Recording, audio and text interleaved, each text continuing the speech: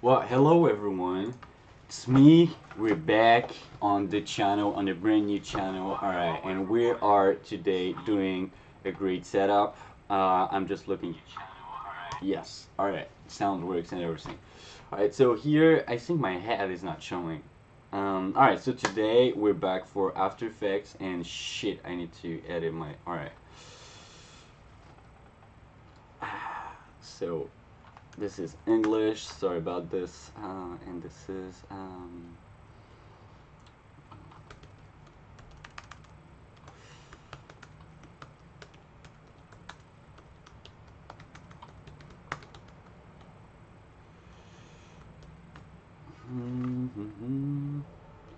broadcast language. Alright. This might be terrible. Just bear with me here. I always forgot to update my Twitch settings. It is something, and I'm not in players. I'm not in battleground. Not today. Not tomorrow. As our dear Nigan said. So it's creative. Yes, and done. Alright, back to the new stream. Alright, so today I got some pretty exciting announcements to make. First one, this channel, this channel is only going to be music and motion design and special effects and that kind of stuff.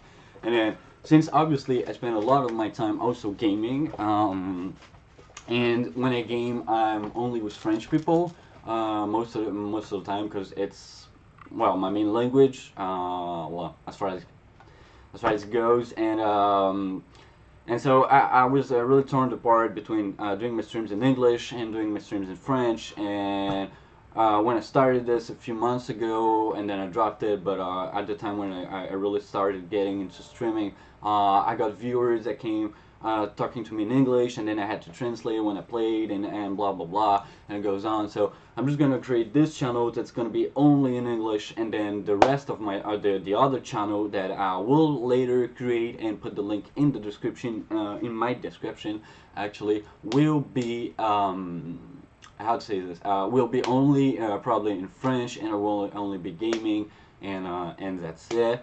Maybe someday I'll do a gaming channel in English, but let's face it, it's way easier for me to find people here with the same time frame, time zone, and stuff than English speaking foreign languages. Alright, so today what we're doing is we're going back to After Effects after the huge fail of yesterday, and we're gonna get a look around, and I'm gonna explain everything I do. And today we're making an intro for my YouTube channel.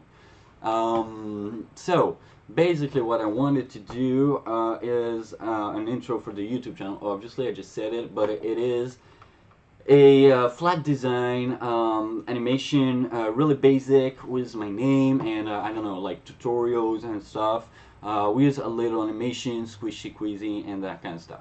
So we're gonna start right now, and let's get into it. So the first thing you want to do is create a new comp. So you can either click on this little icon here that looks like a film, or you can do Control N, which will pop up the new composition and the composition settings. So obviously, since I'm for YouTube, I'm not playing it 4K all the way. I'm just gonna do it in 1920p by 1080, and then I'm gonna call my comp name well, intro. Since I'm only gonna have one composition, I mean one main, and this will be my main composition. So let's go. And duration, it's not gonna have more than let's say 10 seconds. So let's go to 10 seconds, and do this like this. Alright. So once you're here on After Effects, the one thing you notice is a timeline, and here at the left. Here in the left is where all your layers are going to be, sorry about this, are going to be placed at. So basically how After Effects and almost any Adobe software suite such as Photoshop, Illustrator, I don't know, InDesign, and everything you can see on my desk right here, uses a layer mode. So what do you mean by layer? When you want to create something new in After Effects, you always go through a solid. A solid is just a plane with a color that can be adapted in 3D, and on which you can apply effects, on which you can animate and everything. I'm going to show you. So first thing we're gonna do is this. We're gonna create actually a solid. Sorry if I'm a bit lost because I only use my shortcuts. So it's Control Y to get a new solid on it. So let's get it and let's name it background. All right, BG for background. And yeah, make it this, and the color you can choose whatever color you want, and I'm just gonna leave it to blue, and we can change this way later in the mix. So here we have, wow, a beautiful background. So what does a background lack actually? Well, the human eye only picks what's in the center. All right, so you have your peripheral view, and that's perfectly shown and adapted by the proper the title action safe. So the main square here is where what your eye is really focused on and where it can see and grab all the information. And the other one, further they go, is the peripheral views, what you see actually, but what you're not focused on. So when I look straight at the cameras, I can see my window to the left, I can see my kitchen to the right, but I'm not picking up any detailed information about it, except for the location or the lighting or that kind of stuff. But I can't tell you what's on the right or left, obviously. So that's kind of how this works. And so one of the main rules, I would say, is to redirect the human eye to focus on the center of the thing. So one thing I like to do is create a new layer, which is called an adjustment layer. How the adjustment layer works is, see this little icon? This means that every layer under it is going to be affected by the effects applied on this one. All right.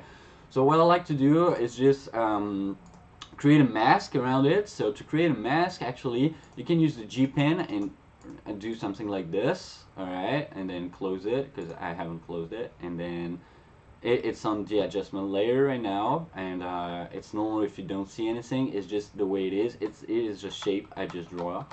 But since I want to be focused on, I'm going to be doing a circle. So if you maintain the click on this little square here, the rectangle tool, you can choose an ellipse tool. And then if you double click on the ellipse tool, it does this. Once you have this is your mask basically. Like if I deactivate my mask, like none, you won't see, yeah, you still see the tracing, but it's okay. So I'm going to invert it because I already know, or I'm going to put it to subtract, which means when I draw the shape and I put add, every effect I would apply would be inside the circle, but I actually wanted the effect to be outside the circle, just to create a nice shading effect and create depth, because what's create depth in an image is actually the way light interacts with it, and the way light yeah, the way light interacts with it. That was the good sentence. So what I want to do is just make a vignette out of it. Oh, sorry about that. There just my keys that dropped. And to make a vignette, it's just creating a little shade around. So what I like to do is just right click on the layer, go to effects, which is right here, and then select color correction and the levels of the color correction, and mess around with the white level. So what you do is just boom, and you can see it darken pretty much like this. So you're gonna say, wait, this is terrible. This looks like a shape inside a bluish, darkish blue, and yes, it is. But the way you do this is by messing around with the edges of your mask right here. And the way to mess with the edges of your mask, you got a few options here.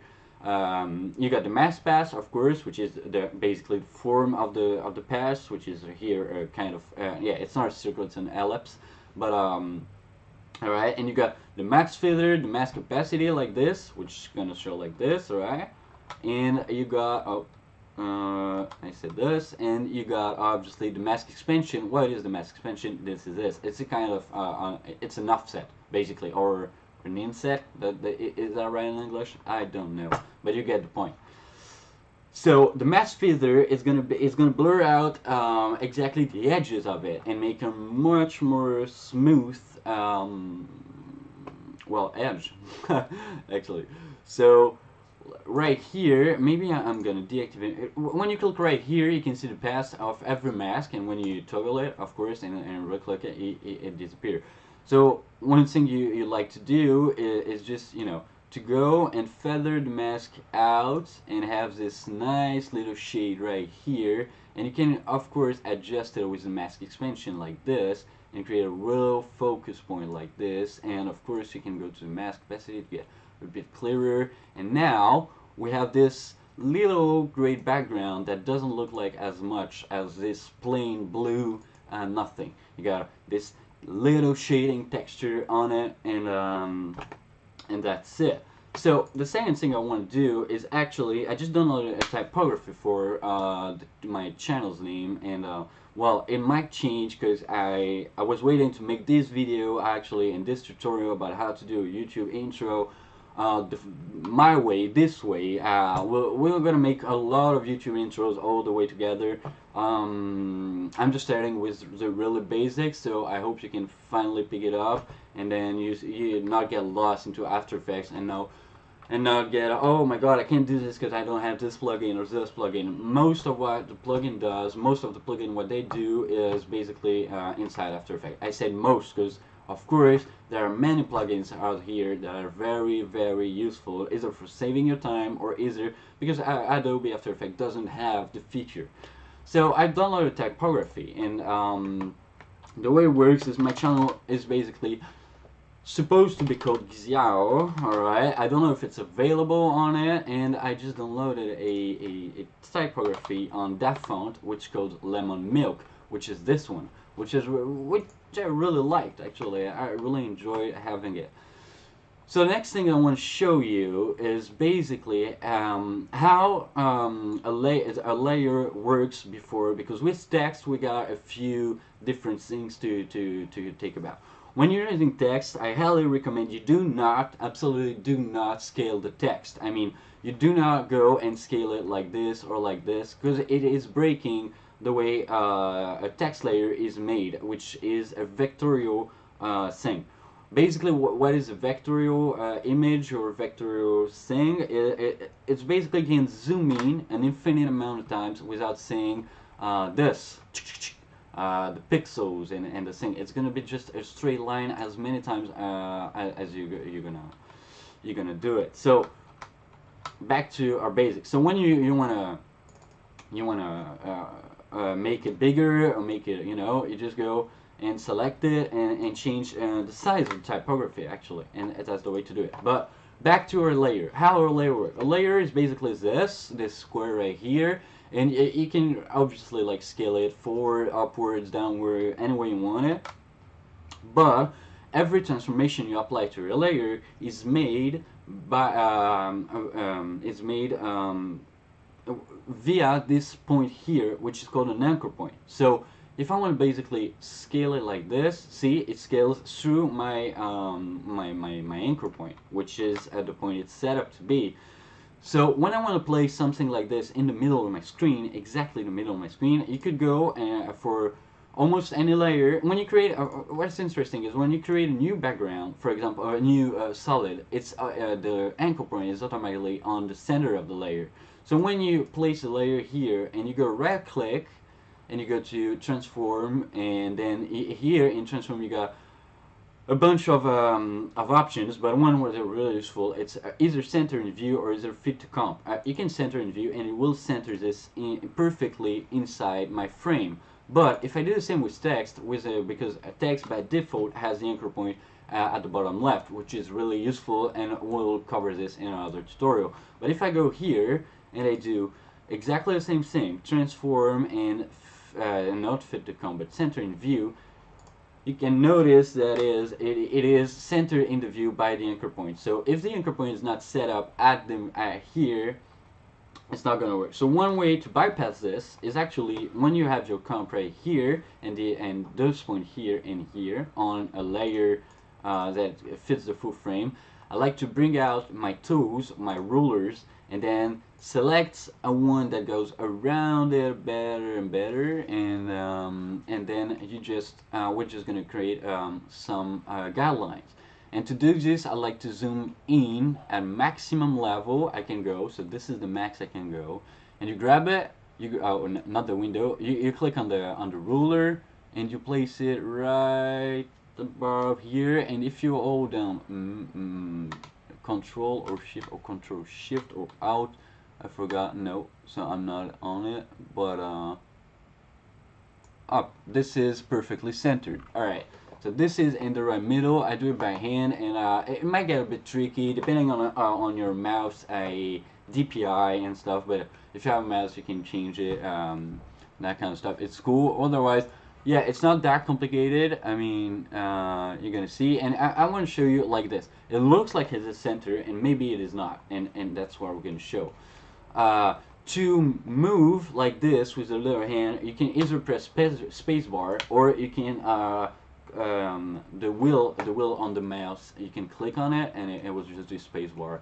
Well, depending on your flow. So like I said, here it seems that it is well centered in the sync, but when you zoom in at maximum, you can see that it is off by quite a few pixels. So you grab it again once you zoom in at maximum, and you place it here in the middle of the sync, and here we have a perfectly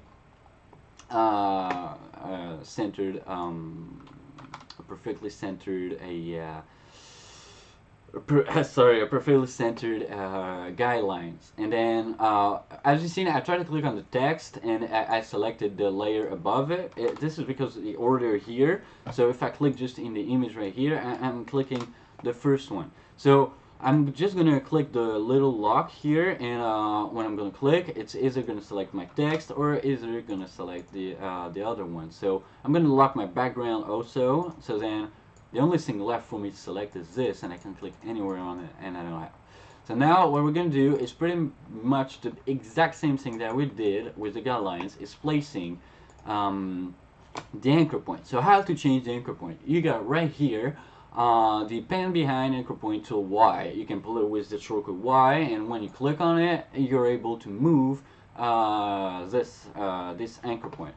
But what's up with our guidelines, right? Well, you got a settings. The settings by default is everything's gonna snap to your guidelines. So when I want to make perfectly in the middle, see, it's already snapped this one right in the middle, and this one here, and then those two are gonna snap, and we're gonna be in the middle. Boom, it is snapped right now, and as you can see, it is right in the middle for every one of them. So once you're here and you know this is the middle, well, let me guess, you're gonna place the anchor point right here, alright?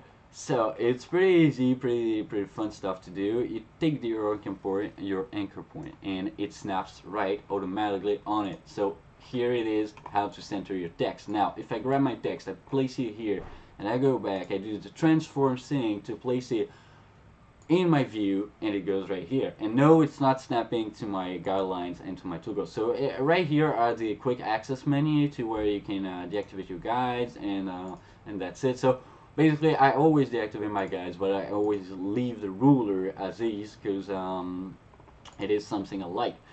So this is a tutorial about basic animation and how animations work. So for the purpose of it, I'm just going to show you how to do it manually without any plugin, because this is freaking easy, and then I'm going to show you with plugin and the different types of animation, because I'm not going to cover it all. I mean, it's pretty easy. I mean, it's up, left, down, and the velocity of it, and that kind of stuff. So I have no idea where I'm going with this. Right now, I only have this. Alright, I have this text.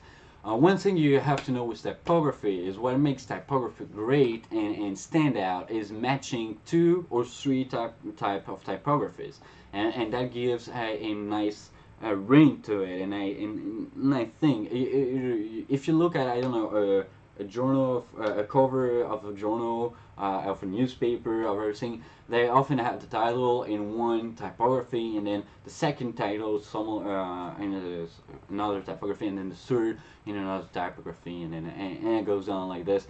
Not too much, of course, but that's it. So I just need to find a new typography that I want to use right under it, under this, and I'm gonna call it tutorial. Alright, so tutorials,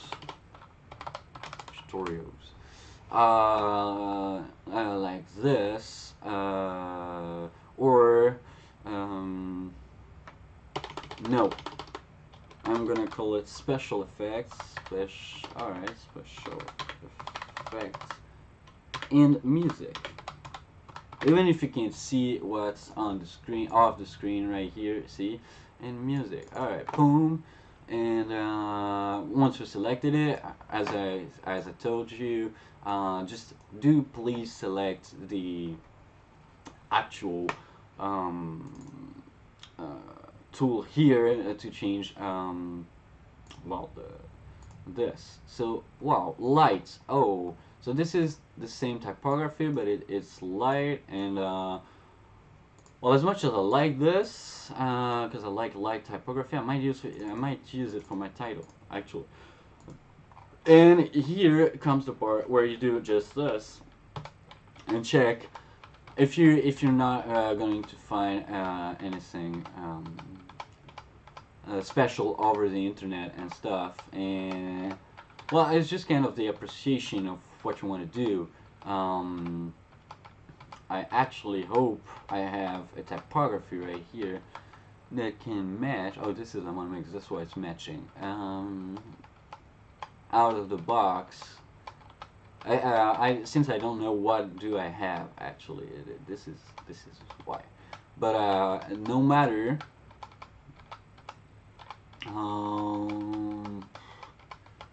I don't know. This just looked like so not. I have this, and can I modify it large? And I don't know. Alright. Yes, no, I don't know the way it is. So I might go, yeah, I think we have nothing.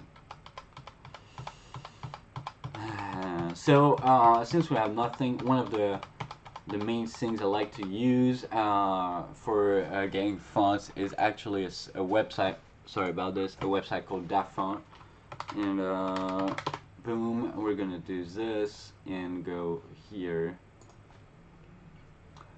So the DaFont is just this website with free typographies. And well, as you can see, the one I just selected to do this was the Lemon Milk, which is one kind of typography I like.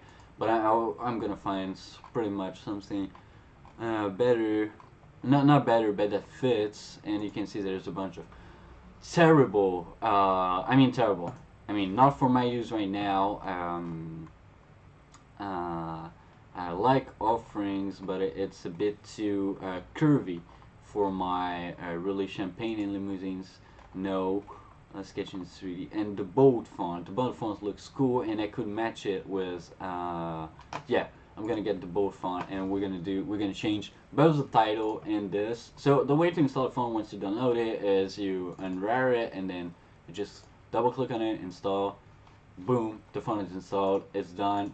We can close it and get it back. So now what I want to do, I forgot what's the name of it. It's the bold font. Alright, so we're gonna go here and select the bold font, which has to be on T, right? The bold font. Yes. Alright, we got the bold font right here. And so the next layer, which is this one, is gonna be Lemon Milk. But a Lemon Milk Light, the one that I really like. And see, like this, we really have, why am I in a quarter? We're in full right now. And like this, we have these two types of a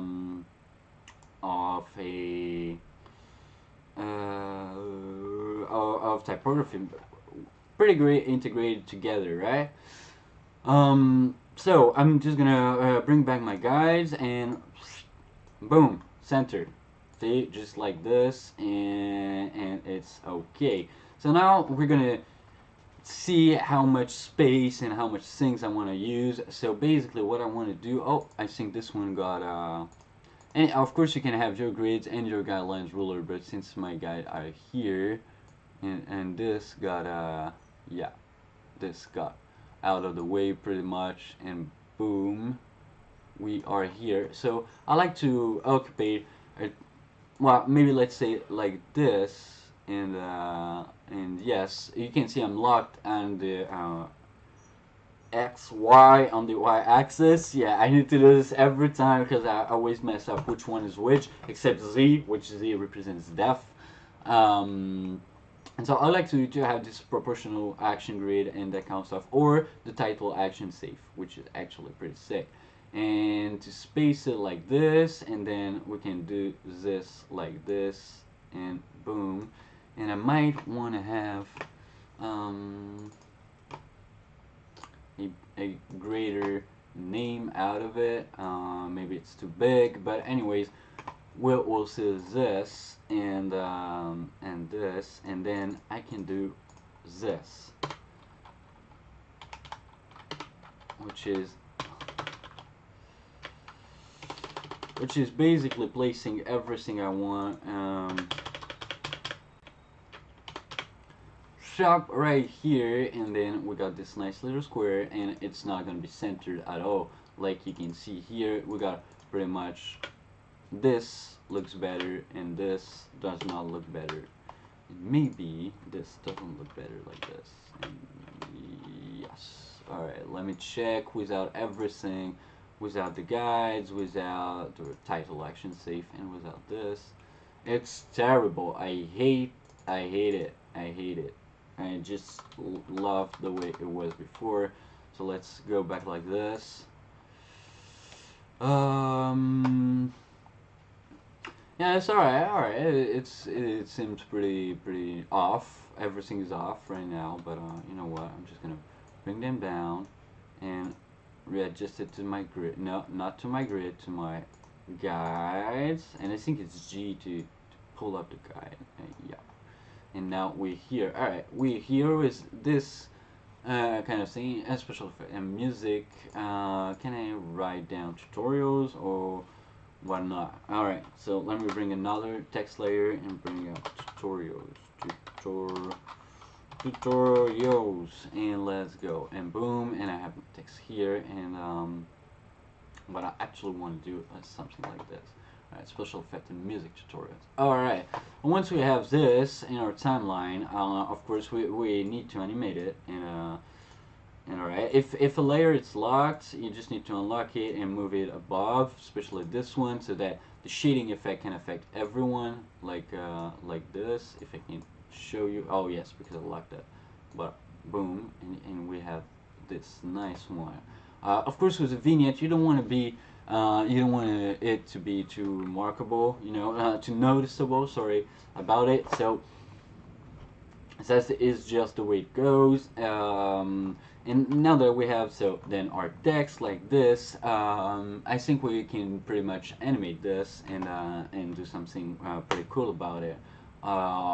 So I guess this is my end title, alright, and it's not I guess, I know this is my end title. This is the part where I'm finishing on, and right before it's gonna launch a video on my YouTube channel. So I like to have three colors. This blue, the nice kind of yellow thing, which will represent music, and a nice reddish thing that's gonna background. Sorry, that's gonna represent my actual After Effects tutorial. So the way I'm gonna do it is I'm gonna create a new solid. All right, I'm gonna call it BG. AE for background for After Effects, for special effects. Well, I'm going to name it special effects. Always rename your layers. You always work with an incredible amount of layers. Many times, way more than your computer can handle it. Not mine today, but it's been a long 5 years with a lot of troubles with this. So you do the background. You call it background special effects, like this, and we're gonna do a nice reddish tone, like this. Okay, and then if I put it right behind my adjustment layer, you can see that we have still this thing, and it's like it just looks like gloomy instead of not gloomy at all. And so that's it. And here, what I'm gonna do is I'm gonna grab probably I don't know. I'm gonna grab, yeah, I wanted to grab the actual a vector of After Effects. Let me see if I can grab a high definition After Effects logo. vector. I know there's one. I know there are on the internet free ones. This advertisement, nope. This is free. Yes, this is free. Does it look like the actual one? Yes, it is. But I'm under the impression, yeah, that it's not. So as you can see, it's free right here. So I'm just gonna place it on my desktop, just because I always place things on my desktop, and then I'm gonna show you how to get it back from your desktop and that kind of stuff.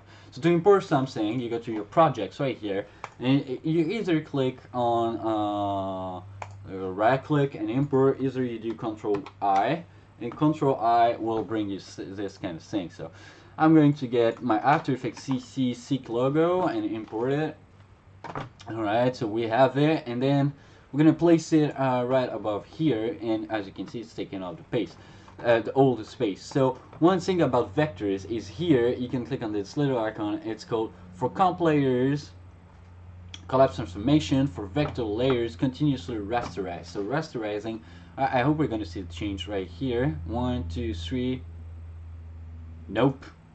We haven't, but it is doing something. Don't worry about it, but it's just that I can do pretty much. Oh, yep. And I need to lock it. All right. So now that I've placed my After Effects logo, which is by no means. All right. I'm to open up the scale menu. You just press S on your keyboard, and it's S for scale. I'm just gonna change toggle the scale a bit like this, because I want it to be pretty much centered. And yes, like this, and I want a text to show like this, and I want to show you what I'm talking about right now. I'm just gonna lock every text before it, because those layers are gonna be used later on.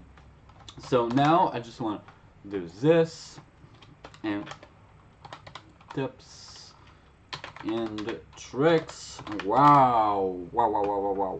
And this is the bold font. This is the font I do not want. So I want the lemon light font. And since I haven't selected my word, it's not changing my font, of course. So my lemon milk light, and here we go. We have the font I like, and of course, thanks to this, we can place it like this. And remember what I told you about the size. We do not want to change the size of it by just doing this. We want to change the size of the typography itself like this.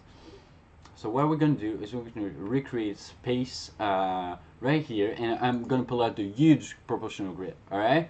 So basically, we know that this line here is the center of an image. So we know that this is a space right here. And I might want to create a guideline that goes exactly like this, and to snap, toggle it on it. Like here for my text, and then something like this. Alright, I guess. Yeah, I guess we're not in the middle right now of it. Let me check. Yeah, we're pretty much in the middle of it. It's alright. So I'm going to deactivate my grid, my proportional title extensive, and I'm just going to grab that up here. Alright. And then what I want to do is my text. Alright, I'll explain later what is this comp view. There's things that you can only do there, and I want to grab my text and place it like this. Alright, and leave that space here like this. Boom. And then I have this tips and tricks, and what I want to do now is create a new text layer right under it. Alright, and we're gonna do it right here, and we're gonna do tutorials like this. Again, it's repeating myself, but it is, you know what it is. And boom, we're gonna place it like this. So we have this nice composed image right now, which is snapped to exactly where I wanted it to be. Yeah, exactly. And I'm just gonna do tips and tricks. Oh, I know. I'm gonna invert both of them.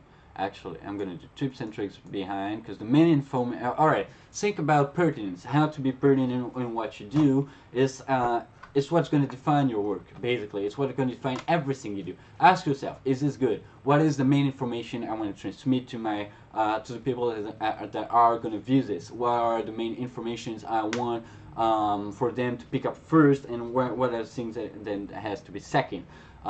It's always redirecting the mind, the eye, the ears of the viewer towards what you want to show, towards when you want to feature a product. So basically, we're going to do this, and yes, I'm gonna just boom, tips and tricks. And do I have? And no, it's only regular. It doesn't matter. And boom, and here we have or imposing guides, and boom, tips and tricks. I didn't want to do a all right. I like it, but I want it to be way shorter. I don't want to feel like a box. I want to feel like shape like this. I don't want to, or I want to make it like a box. But if I want to make it like a box, it just has to be exactly the same placement of it. So we're gonna show up the guidelines again, and I want to just pop up this one that I will erase right after that. So tutorials 2. Oh yeah, of course tutorials 2, because I really want to have one.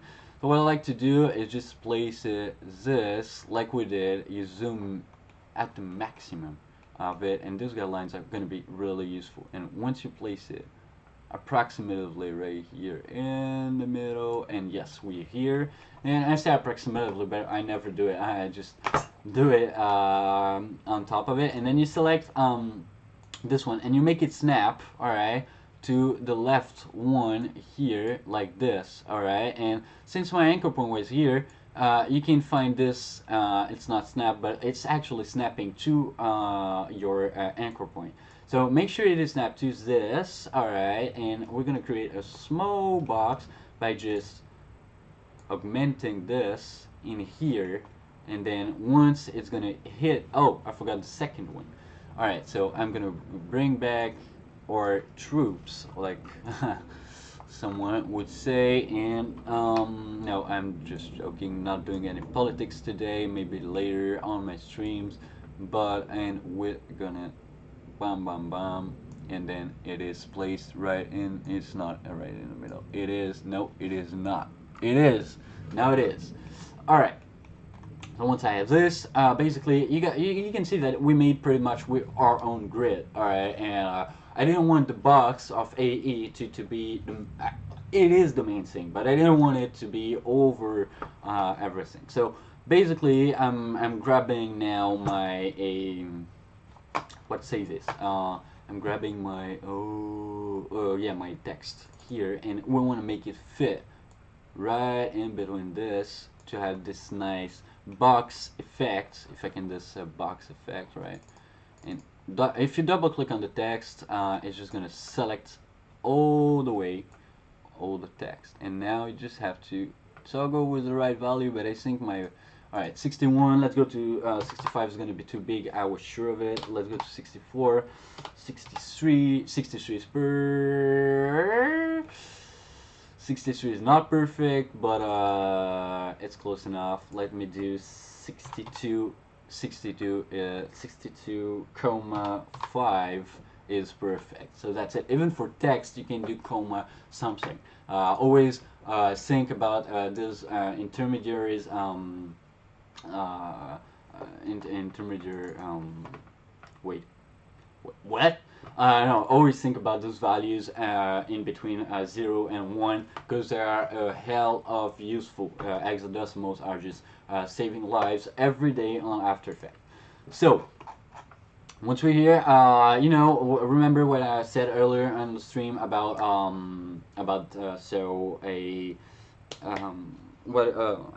mixing typography together. So we're just gonna try and use the one that is called, I can't remember the name. This is it was the bold font. All right, I hate it. Right here, it just doesn't do it. It just doesn't work.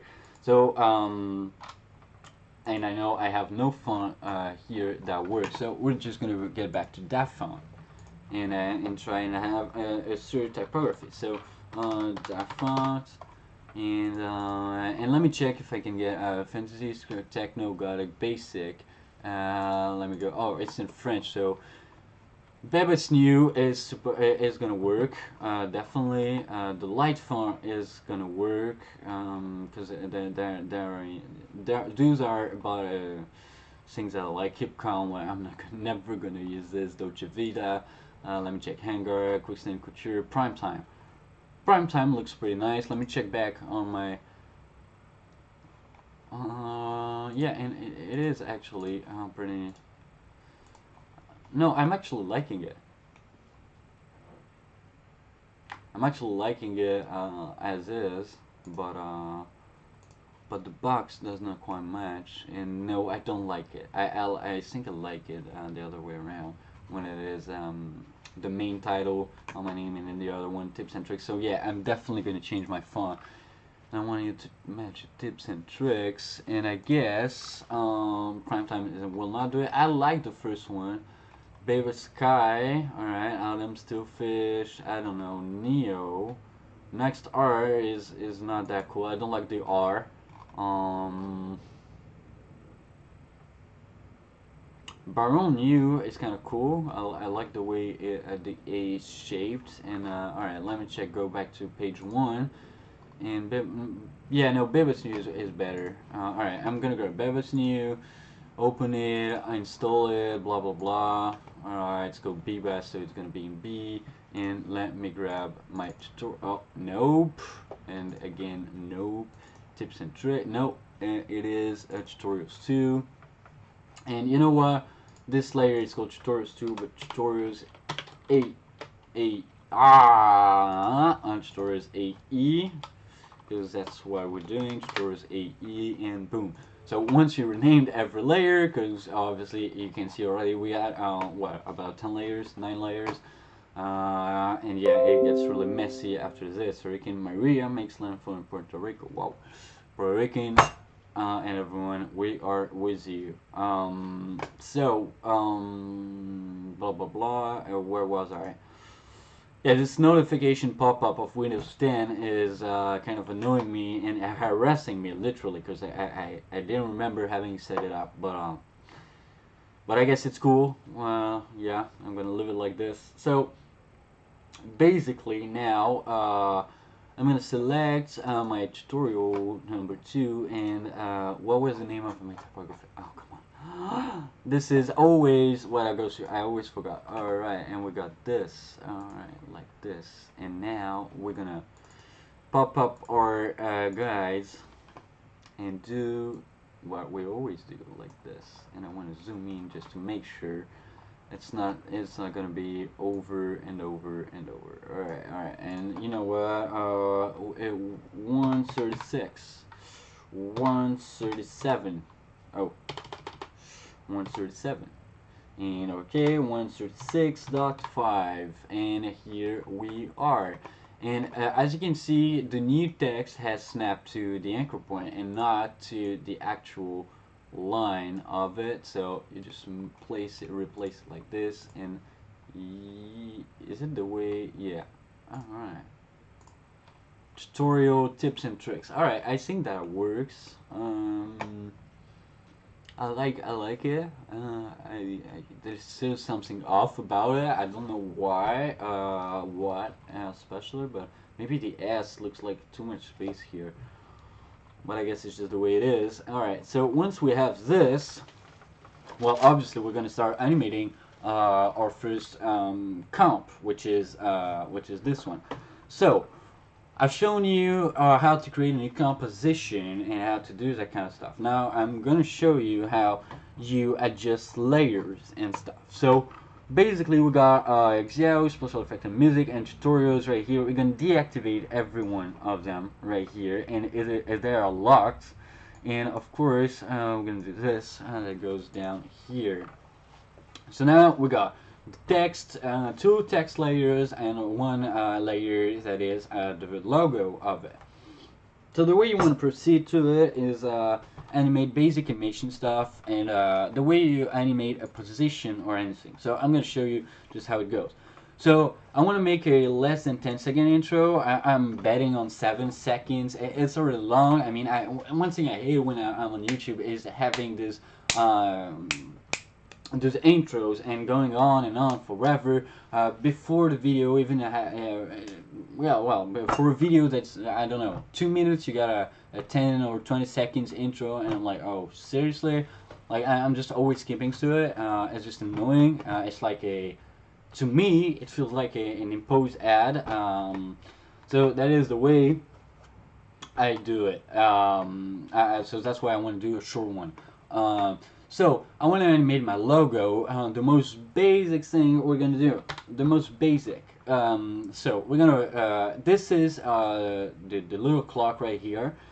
This is what how you're gonna use to set keyframes. Keyframes are basically data that you set up yourself, of course, like everything you do here, and it's gonna say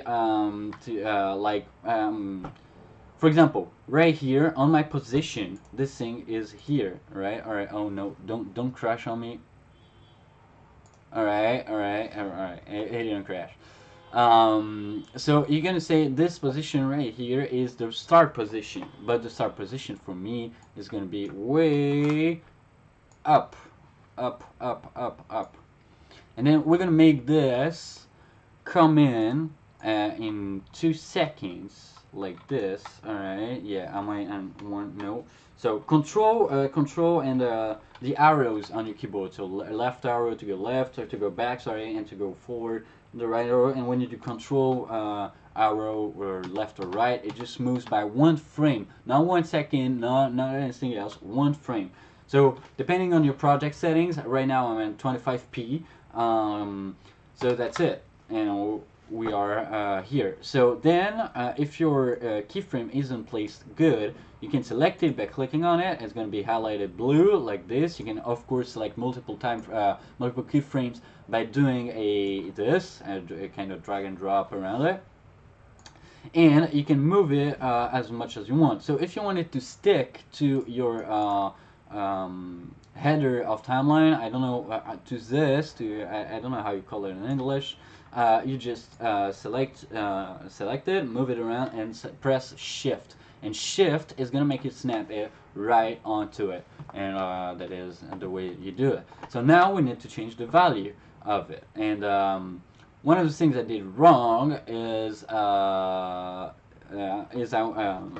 should have selected the thing at the invert, because now I gotta pull up back not my grid but my guides, and I think it's G for my no, G my pen, I forgot what it is, and I'm gonna bring it back as simple as this, but I need to make it snap back onto it. So since we have our guides and our composition is defined by this, we're good to go, because I only had to do this. Otherwise you had to do the invert, I mean like selecting the end position here and from the beginning, and then moving it up to the other keyframe. So basically what do we have? We have this.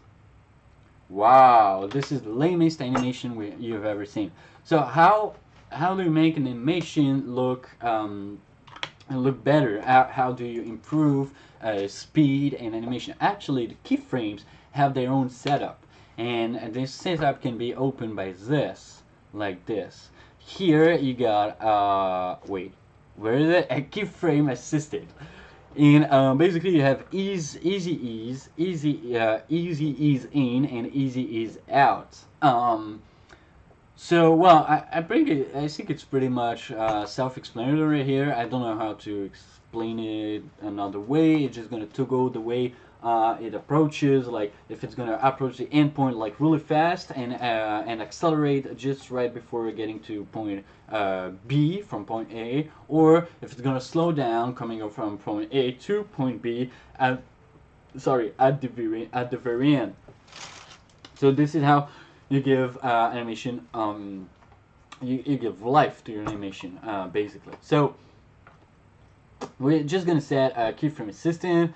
We're gonna set an easy ease on this one, and let's take a look at what it happens. And boom, it is coming like really slowly like this. Chop. All right. And if we want to make it also here, we can, and it's F9, and I guess boom, and then here you have it. But I don't want this keyframe assistant to be just an easy ease. I want an easy ease out. Why? Because it's gonna ship like this. Do you see the difference? Maybe not.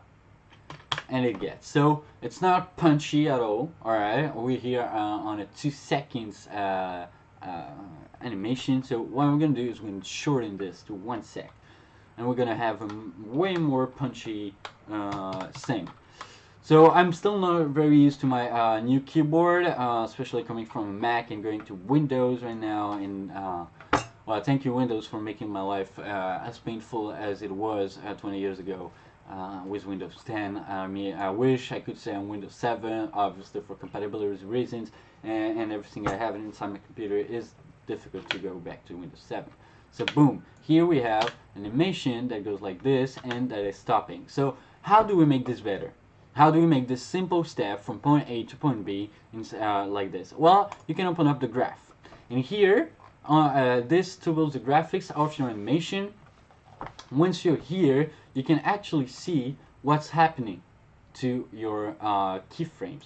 The red, the dots here are the keyframes. See, this is Seek Logo position Y, and this is its position in X. So as we can see, X is not moving at all, but the Y position is, of course, the one that's gonna get down like this. All right. So once we're here, basically we have, it's pretty much done. You can toggle this little thing right here, you know, to just, you're gonna adjust right here the position globally because you're holding everything. So I'm just gonna come Control Z to get back, or you can just toggle this like this, and you're gonna see how the animation gets impacted by it. Now it looks like way faster than it is. And if I want to make it, alright, I'd rather make it like this because it's just changing. You see my end point where it's coming up. You can do this, or you can even select a bunch of things here. You can you got your main toggle, fit all to grab views, you know, and that kind of thing. Because I just want to fit it all, but in fact I don't want to fit it all, but it's okay. And all right, and you can make it, of course, like this, and we go back, and it's back and back and back. Alright, so now I just want to get back to my lines right here, and I have not selected my position. Yes, I have. Alright, let me check. Chop, chop, chop, and I just want it to be like this. And I want it to be, wait, auto zoom, but I didn't want this. And you can see the show animated properties also like this is going to show, but since we don't have a complicated scene setup right now, you can edit the speed graph, and the speed graph is basically this. It's just a curve with Bezier rotation tool. So what do? Is they change the speed of your animation. So now we're here, right, having this. So what about if I do this and play it back? All right. Wait. Why isn't this playing? Alright. So here you got your composition. When you want to do a preview or something, you can just grab it and do this like this, and everything you're gonna render is gonna be in that time frame right here that you've set it up. So it allows you to go back and forth and do this as many times as you want to, and then up, and then you can clearly see the difference, right, between both views. Alright, and now if I want to edit this like this, and you're gonna see how it goes. See, it's dropped faster, but I want really it to stop and then be free and living like this. So I'm gonna augment this, and boom, and it is a way to increase the speed of the thing, and you can change the curve like this. And now it looks like much smoother and nicer. Alright, the next thing I want to do and explain to you is motion blur. Motion blur is basically it's the simplest thing on earth. When you put your finger in front of your face, maybe you can see this on camera, and you move them fast, you only see one image, right? You only see like like a blurry image. So this is what your eye is picking up, what your retina is picking up, what your eye memory is picking up. And I don't know if eye memory is the word in English, but it's a kind of translation right on top of my head right now. And motion blur is basically how your eye pick up things moving. All right. So now that we've set up our animation like this, and we got this nice animation of the dropping down logo. Wow, this is so sick. No, I'm just joking right now. This is really basic tutorial training tutorials, and without any plugins, and how you get started with After Effects, basically. It might seem like a lot, maybe, I don't know. I guess when I started, I was like 12, 13 years old, and at the time it was really a lot to integrate, especially when you haven't seen the previous version of After Effects. Like After Effects 7 is the one I started on, and that was terrible. That was terrible. It looks like it used to look like I don't know, Windows 98 or something like that. So you can imagine what a pleasure to work on this. All right. So once you're here and you have your little animation, you want to see the thing moving and having a bit of motion blur. So the thing you're going to turn on is the motion blur, and the way you turn on motion blur is this one. You see, motion blur simulates shutter's duration. All right. So I'm going to click on it and set up motion blur right here, and now I'm going to play it. And whoa, you see nothing.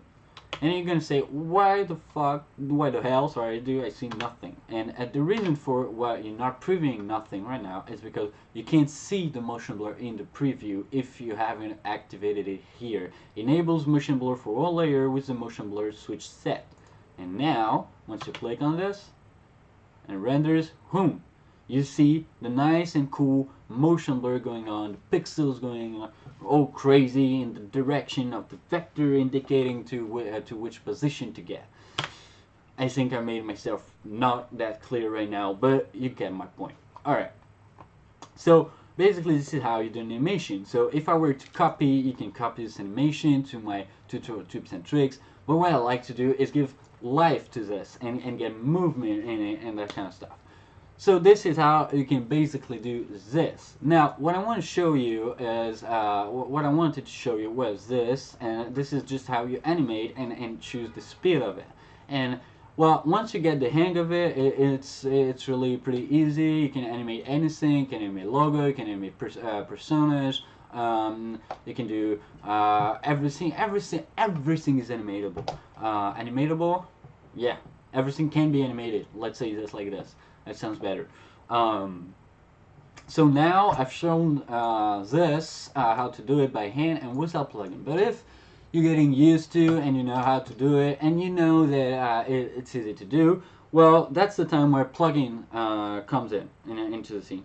You got a bunch of plugins from everywhere. Free plugins, paid plugins, free scripts. I'll cover that in another video, what's a script and how to do a script and how to use After Effects expressions. Don't worry about this. If you want to find out more about this, I highly recommend you Google After Effects expressions and get right now used to it, because this is the thing where I like most experience. It's on expressions, and I myself am still learning from many other YouTubers and that kind of thing. Another thing you need to know is using that kind of software is always a learning. I mean, even if you know everything, even if you learn the techniques, it's always a learning. It's always improving stuff, and basically any software that does the same thing, you're not going to get lost in. The only thing that changes is the interface, but the way it works, the techniques it works, motion blur, how it works, is just the shutter of your camera or your simulated camera inside your software, and it's always the same techniques.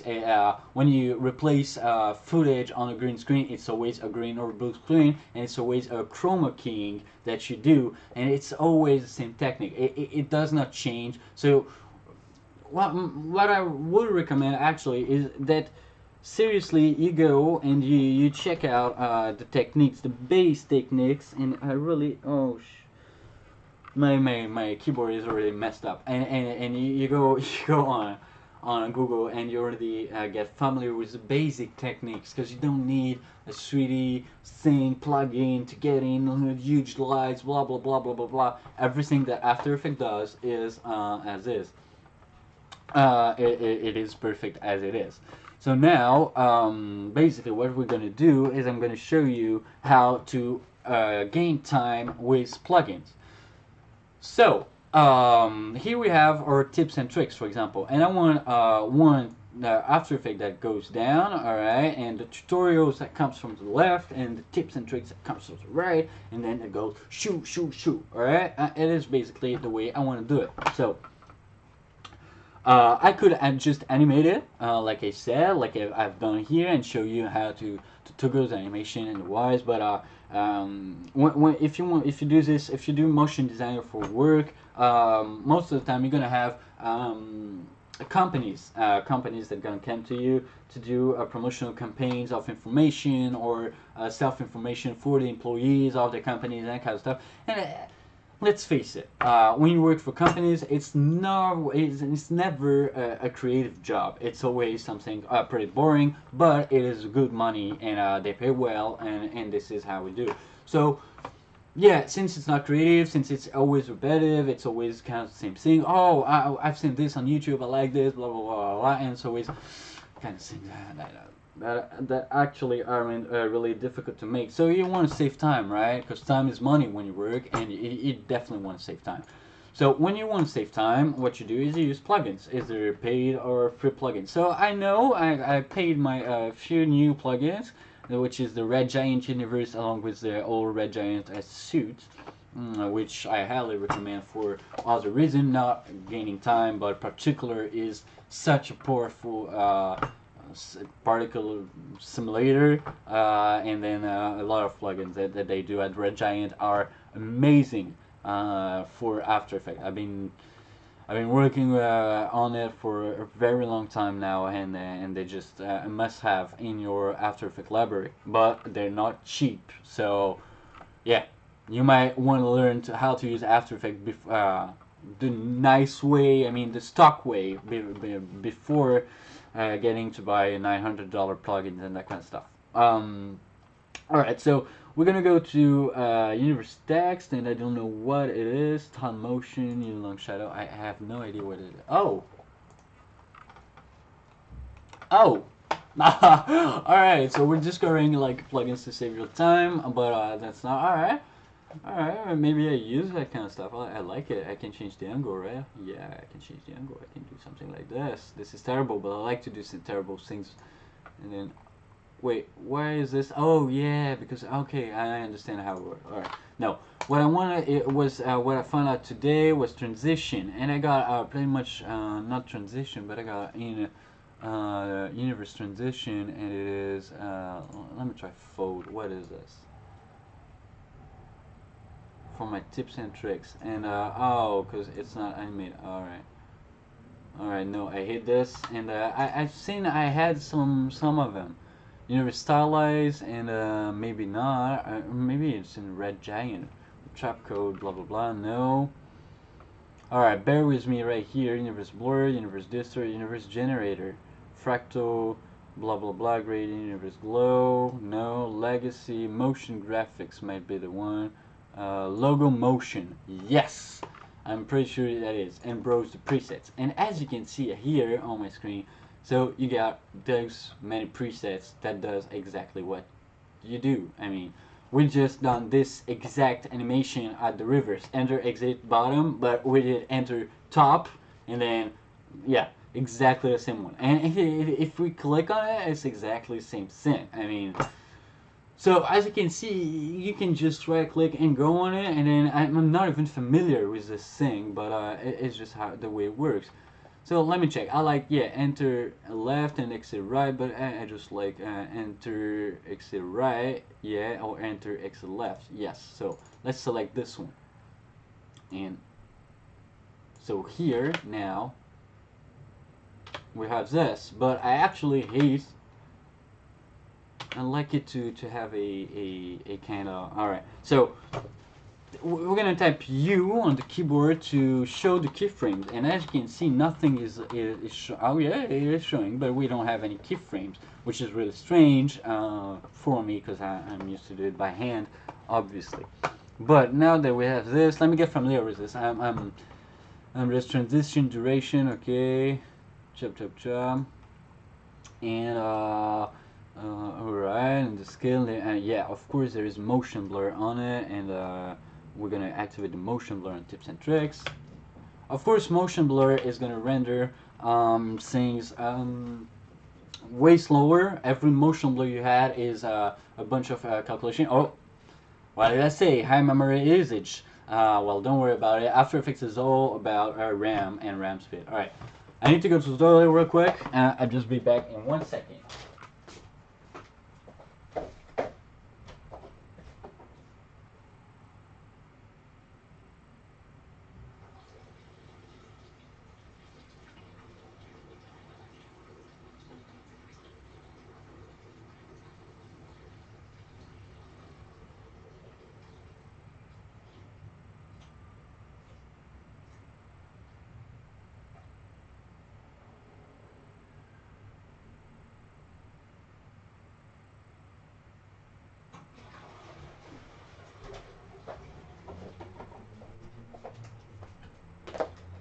And we are back, my friends. We are back. Whoa, such a nice pillow on the image. Have you ever seen a pillow during a stream? No, I haven't.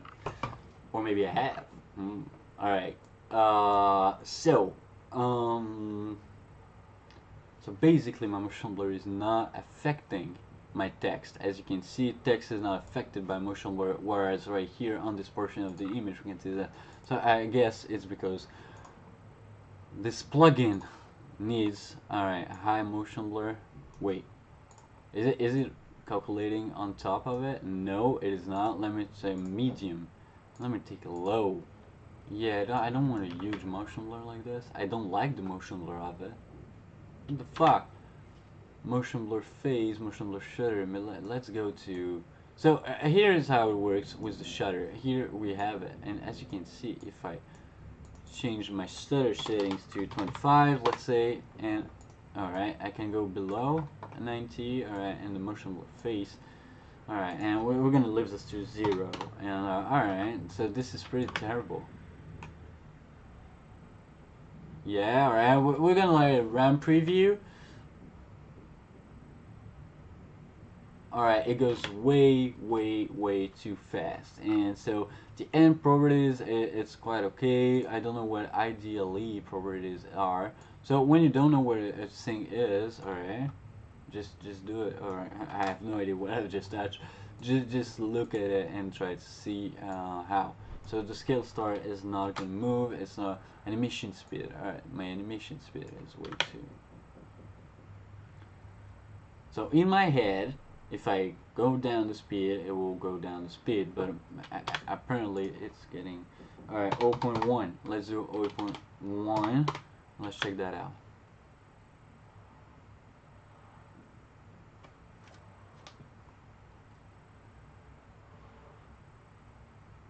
Yeah, this is much nicer than the one we had at the beginning, and the ideally duration, which must be the animation, that's going to be to let's go 4, right? And with 4, I'm pretty sure, yes, it looks nicer. Alright, just the time to do the room preview, alright, or transition duration, let's double it to 2.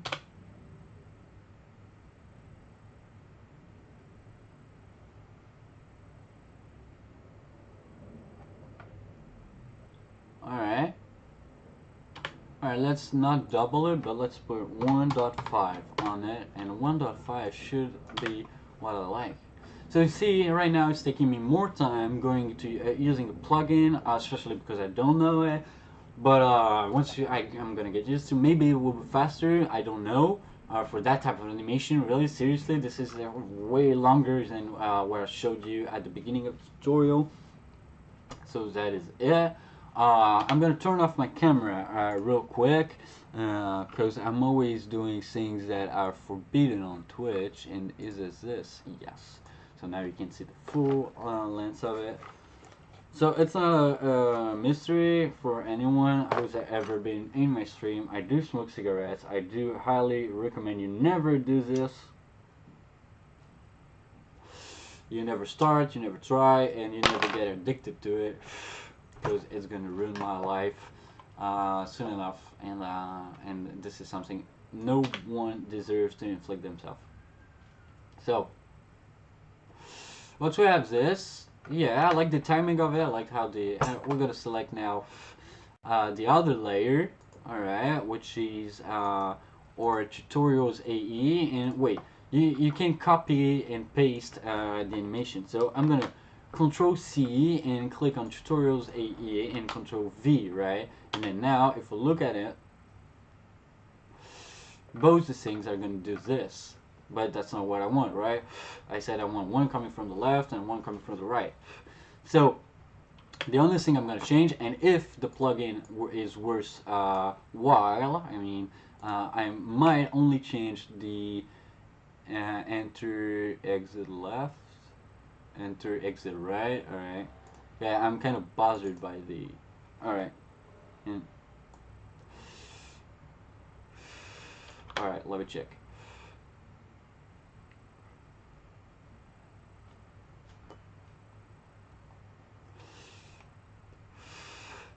Yeah. Alright, there's one coming up real quick. And I mean, why is tutorial chop chop? Alright. Chop, but I like After Effects to get down before tutorial. So tutorial needs to. And yes, so alright, so that was what I was afraid of. Is the setup, once I change my preset, it changes my duration and stuff. And so I'm losing time right now instead of doing it by hand. But it's a great example of how using After Effects, of how it is set up stock saves your life. So we're gonna get back on it and wait. This is right here. So right here, all right, we can see the motion blur is off. We're gonna set it to low. We're gonna set it to the shutter. Yeah, all right. It is my shutter on this on tips and tricks. Why do I have no effect? Oh yeah, because I closed it. All right, I'm at 90 shutter, so I'm gonna do exactly the same thing. 90 shutter. Boom, and all right, the blur start and everything. So now what I actually want is this to get set up just a bit further. Let's say 125, 1.25. All right, 1.25 should be quite cool. 1, 2, 3, boom, and it's placed. All right, now as we did, I want to the emission speed to be down to 0.1. Alright, we're gonna see how it goes. Alright, what is my settings up here? 0.1, 4, and 1.5. 0.1, 4, 1.5, and let's do this like this. Yes! I think I can already see it doing the trick. Do we still have sound? Yes. Alright. So basically, super easy to do it by hand, and obviously not so easy with actually this plugin. But it's cool. Alright, it's cool. We got our nice intro right there. Then when you want to do, we're gonna do the next one. So chop chop chop. It goes in like this. Now I obviously forgot music, so yeah, we're gonna grab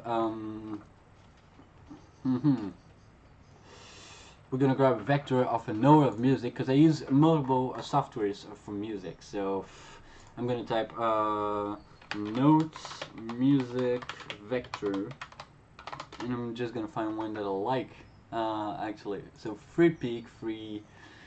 Of course, always use the free ones that are not DRM free, but everything's paid. So Victeezy is a great way to get things right here out of the box, and well, I don't know, just a simple one, right? Um, or I hate the composition and stuff, or maybe not. Wow, this is disgusting. Um, yeah, this is pretty much what I like, but I'm not gonna use this. Or no, you know what? My main one is Logic. We're gonna do a bunch of stuff with Logic, so I'm just gonna place Logic on it. Logic X Vector for the logo. Logo. And here we probably have a Shutterstock, Apple, or vector illustration. Or you know what? I'm just gonna grab an image, not a vector, but a great image about it. So I'm just gonna look for a big one. All right, so always do this, so you're gonna have less pixel and stuff, and if you can find it in a big one, you just, oh, this one looks quite alright, but no, there ain't. So let's do not vector, since we're not looking for a vector. And here we have our thing. I like this one because it has the nice little shading on it, and I'm gonna just grab it, this one. So present to June Appleseed, and save image as, and logo Logic Pro. I'm gonna place it on my desktop. Usually I recommend creating a alright, my camera, so chop, and usually I recommend creating a folder in which you place everything. Right now it's a really simple project. We're not gonna have that much things out of After Effects to get in, so that's why I'm doing this right here really easily. So you go back to your projects, Control I to import, and once you're here, you can import your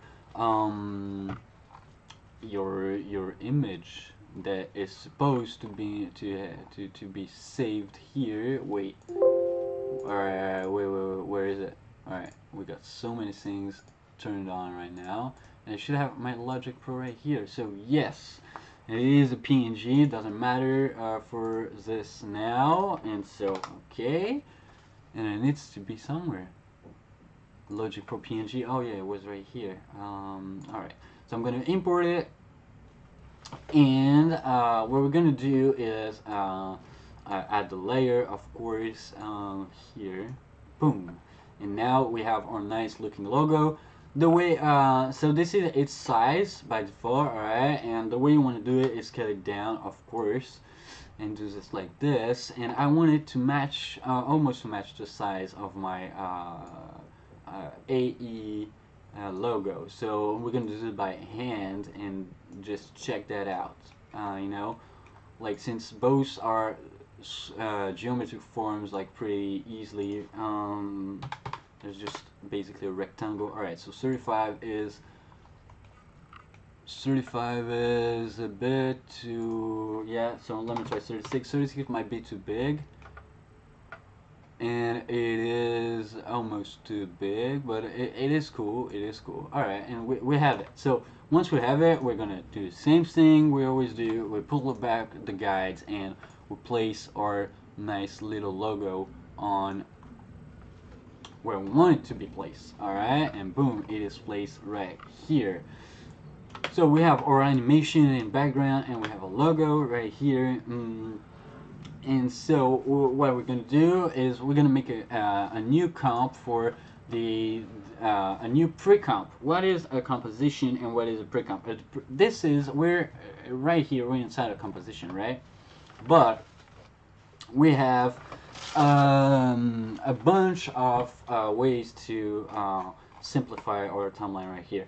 So everything that's going to get concerned by a pre-composition is everything I have here. So my background, my tutorial AE, my after sub, and tips and tricks. Alright, and now we're going to right click and do a pre-comp. We're gonna call it AE. Yeah, AE, that's it, and move all the attributes into. You could live here right now, but the option is grayed out. We'll see this in a more advanced later. So now what we have is we have this as a comp. So if I deactivate it, it's gone, and we have this thing right here. All right, doing this, and then we have this, and we are going to stop it 2 seconds and 2 seconds, and we're going to cut it with control D, and I'm sorry, 1 second. Well, no, I'm not going to answer my phone right now, and we'll check later on the stream. And boom, and so here we have. Now the way you want to cut singing timeline is Control Shift D, and it's just going to cut right at the head of the timeline. I still don't know what it's called in English. So you can go here to, we said 2 seconds, so we're going to leave it that way, 2 seconds, and Control Shift D, and boom, basically it creates a duplicate of your composition, which is Control D to do so, but it's also cut it. So, and then I'm just going to delete the new fresh comp, and boom, we have this right here. And what I want to do is make a transition between the rest we had behind, and we're going to do this like this, and you're going to see how I'm going to animate this. So now you can apply effects directly on this thing, on this one, and pretty cool. So the way I want to do it, we can go and scale it. Of course, I'm just going to turn on my guides, and I need to learn the shortcut on Windows to do so. But we can do things like this, blah blah blah, to just transition, tile it, and everything. So that's exactly what we're going to do.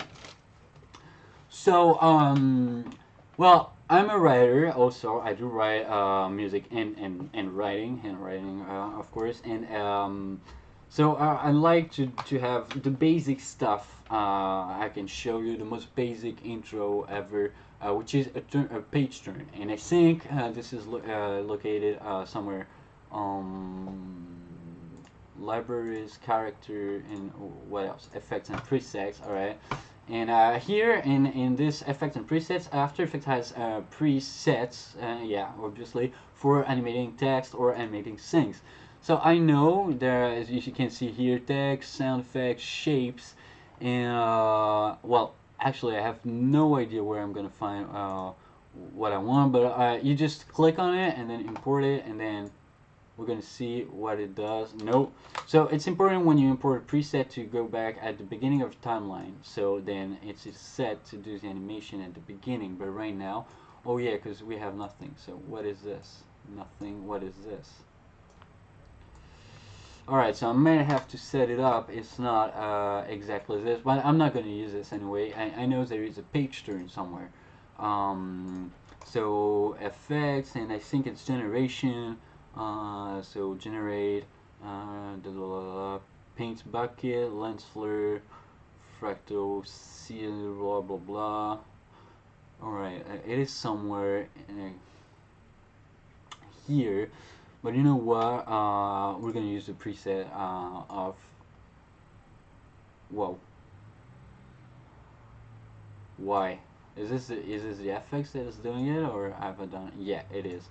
It is the effect we selected. So browse, and nope, nope, nope. And yeah, a flip up like this, but it comes down to the, yeah, I don't like them actually. I hate them. Alright, no, I don't want this, and I know it is somewhere. The one I'm looking for is a transition, and it's CC page turn or something like this, CC glass wipe, image wipe. Alright, image wipe. What does image wipe do is, alright, so we're back on it at 1, let's go to 115. We want to transition to the light, and let's do a completion for here, and let's go to 1 120. Yeah, let's go to yeah, no, let's go to this one, and boom. So this is basically how it does it. All right. This is interesting. I had no idea I could do this like this. Seriously. So, wait. I'm still discovering stuff every day on After Effects. Anyway, alright, I know, this is complete bullshit. Alright, so where are we? It's a transition. I don't know. I want to do a linear wipe, but it's incredible. What is Jaws? Alright, Jaws. Completion. Alright, this is terrible.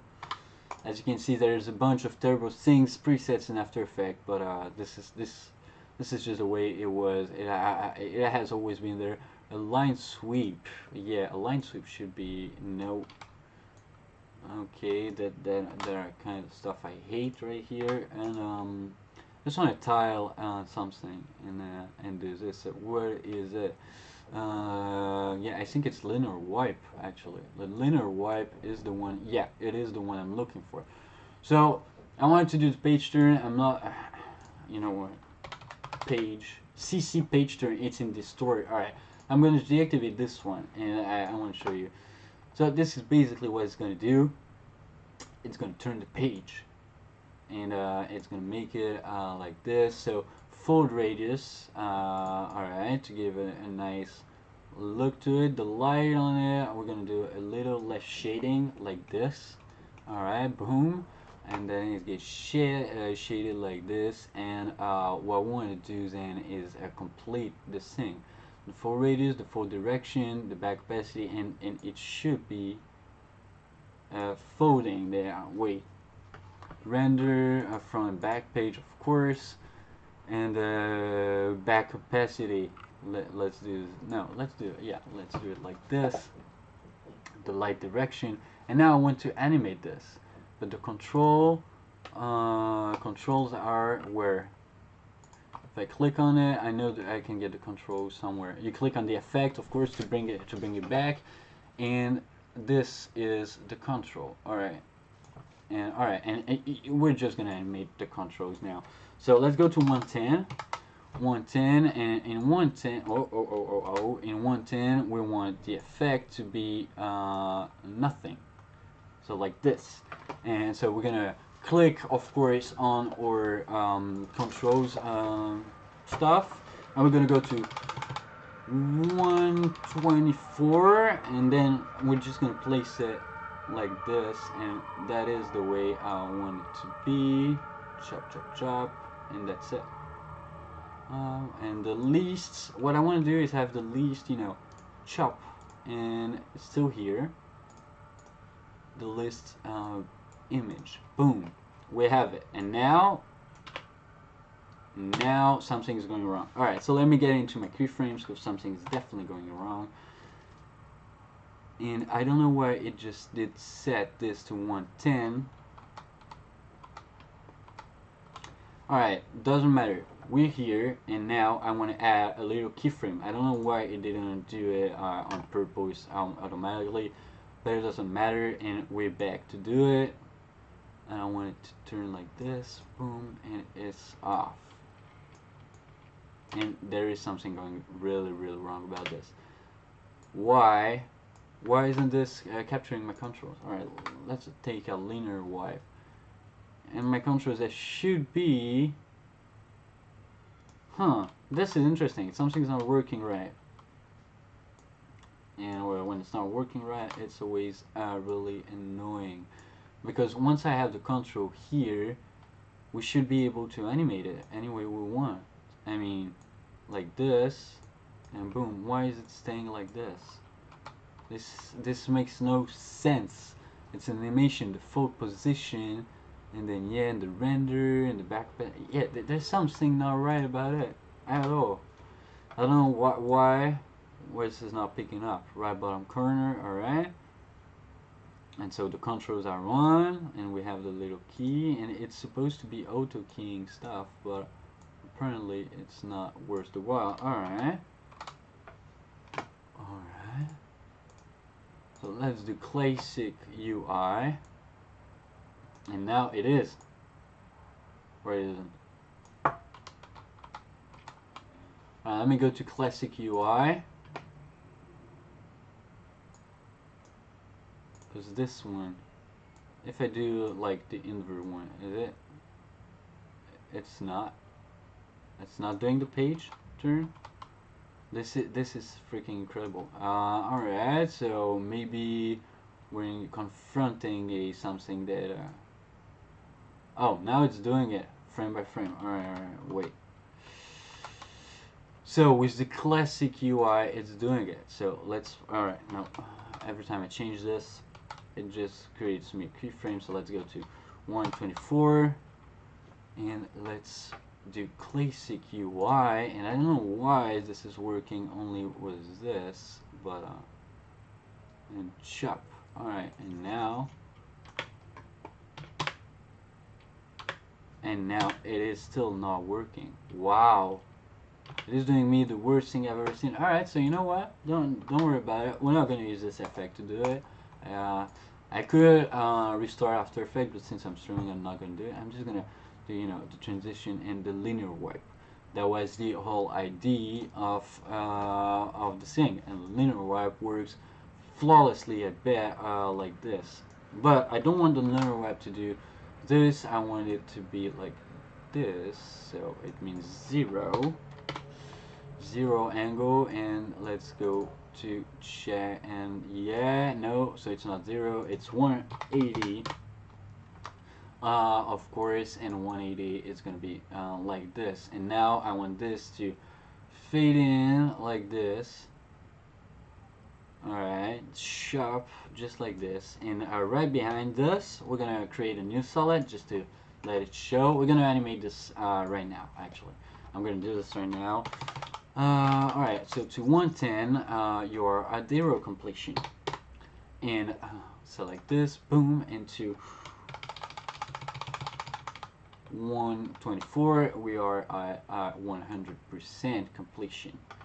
So what it's gonna do is just ship like this. Alright, and of course, as for always, we're gonna animate our keyframes just to be this, and this time I'm gonna press F9 because this is exactly the animation I want, and I know this because I'm used to it. And zoom, it goes. And maybe, wait, no, maybe this is not the one I want. I'll just select one, right click on it, keyframe assistant, and let's go to ease out. Boom. Yes. It is cool. It is cool, and you got a feather about it, and the feather basically is going to do this. As you can see, it's going to draw less than a line of the linear wipe. And yes, I mean, I could grab it like this, but I like the way it interacts with it. It looks like it is motion blurred. I might drop it to 80. Yeah, 80 seems good. And always try out numbers and values. I mean, yeah, 80 is good. Or even 70. Let me check. And try out and just get the best result out of it. It's still a bit much though. Let me try 50. Yeah, 50 is the one I was looking for. Alright, yeah, 50 is good. 50 is good. Alright. So now basically that we got this, and this is our first layer. It's going to be on top of a list, right? And then, well, here's what we have so far. Boom. And then it's gonna chop chop, chop chop, and we don't want too much information to get read by people watching this. So that is basically what I'm doing. I just tips and tricks appears, and boom, right after this it goes, because you have the time to you know, to look at it, like technically, like tutorials, tips and tricks, boom, go.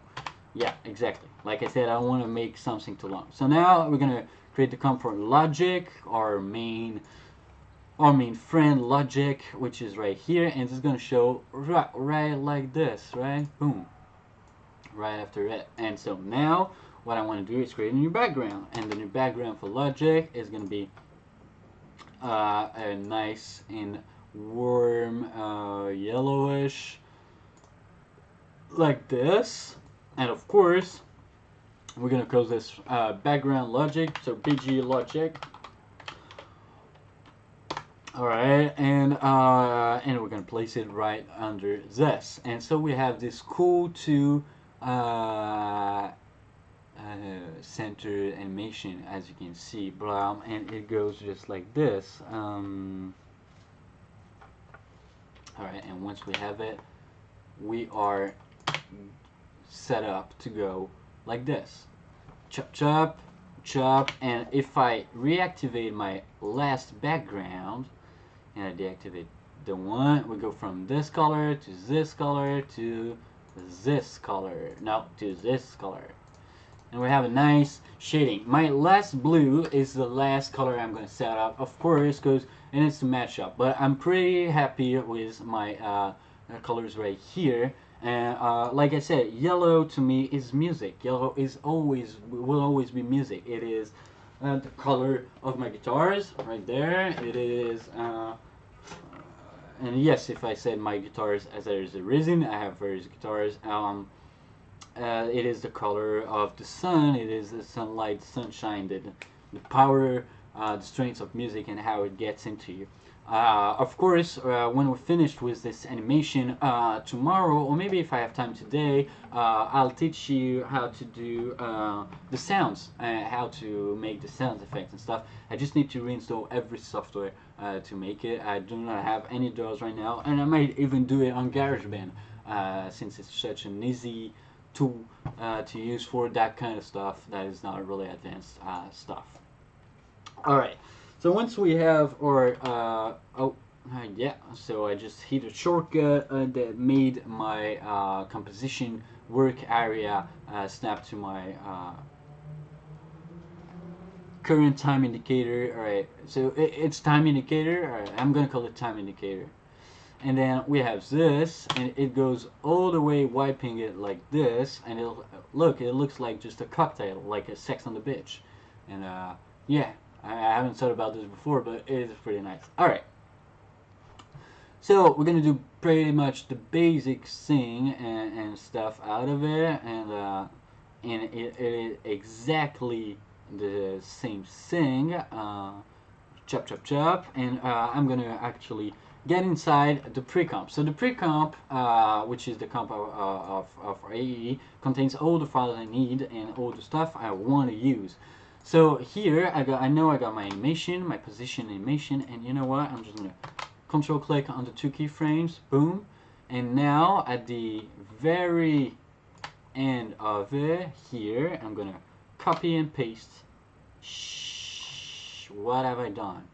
What have I done? Yes, I know what I've done. I'm not selected the right layer. And then now you notice that our keyframes, wait, I have done so much check. Alright, and now I want my keyframes to get copied over here. You select your position and you go come V, and it's not working. It's duplicating me my thing. Wait, so that might be my fault actually. Alright, come and see on the position, come and see. Alright, and we're good to go. And this is just a trouble I have. Yes, select your position and it goes as smoothly as this. Alright, we're gonna augment our work of area, of course, and boom, we're gonna take a look. Alright, so first thing we can see is that my animation time frame is not good, and I want to place it like this. So I don't like intermediate value, so I'm going to place it to 115 at the start, and then it's going to be good. 115, and alright, it is too slow again, so you know what, we're just going to place it here. So shift to make it, you know, boom, this looks way nicer.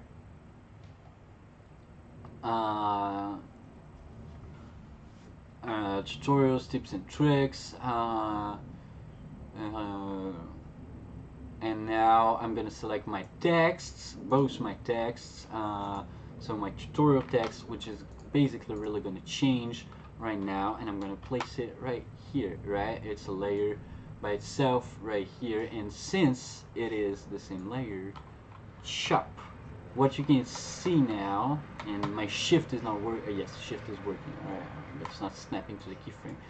Is that we have the same thing, but I don't want here to say tutorials. Here I want to say music production and music production.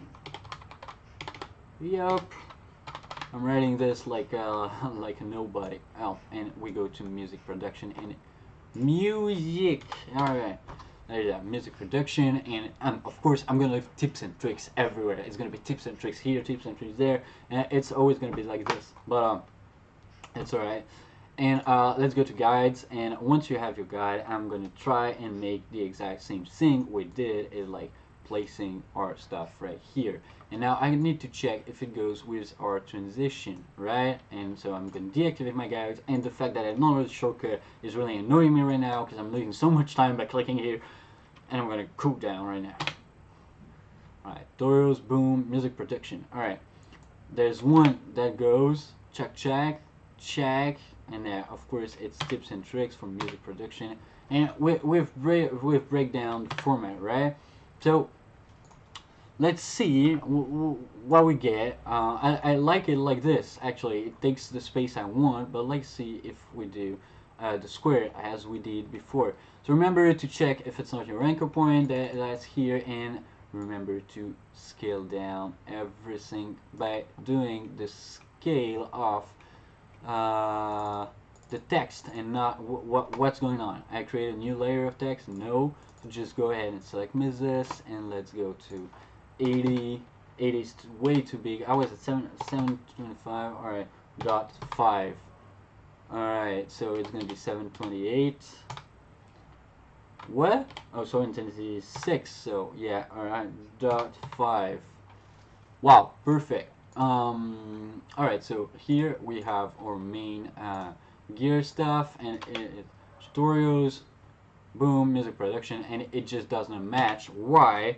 It's because the size of it was perfectly good before, like this, and because it was the same size of it, and we're just gonna use that guidelines to do it. We got still this guideline to do the trick, right? So what we want is to have our animation set up and do kind of same thing, but we're gonna invert the tips and tricks. This time it's gonna come from this side, and the other one is gonna come from this side. So left to right, left to right. And how to do this, basically, well, first why I'm doing this is because it gives more life. It's animated in a way that it is linear animation. I mean, it's always point A from point B to left to right, or that kind of stuff. But it mixes it up with this one, with and so it gives more depth to animation. It's just a small thing, but it's always the small things that does animation look so good, or that kind of stuff. So boom, we're here in music production, and so what I'm going to do is just go back to my comp, and oh yeah, I forgot. Oh yeah, no, I forgot. And so yeah, I used the plugin. So I'm going to still use the plugin to do music production, and I'm going to copy tips and tricks. Boom, and we're going to copy tips and tricks right here. Boom, and it should be copied here. Yeah, it is. All right, boom. And now we got this. Snap to our timeline, almost, right? Up, snap all together, and now let's take a look at what we have by default, because it just got imported. Alright, and it's just got imported like this. Alright, so what I'm going to select first is my tutorials. Alright, tutorial A come from right, so I want it to come from left. So I'm going to select my oh, alright,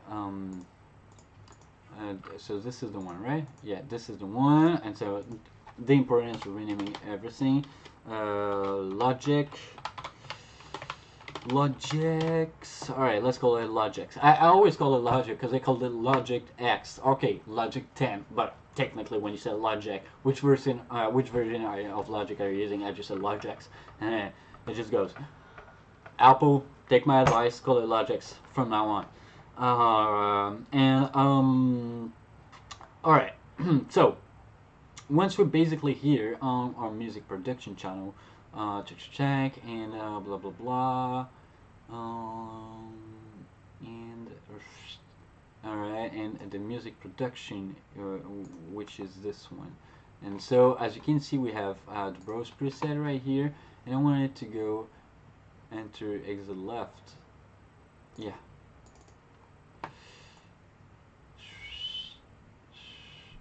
What? Why is this not working at all? I'm so annoyed when things don't work. Alright, I want the no. Yes.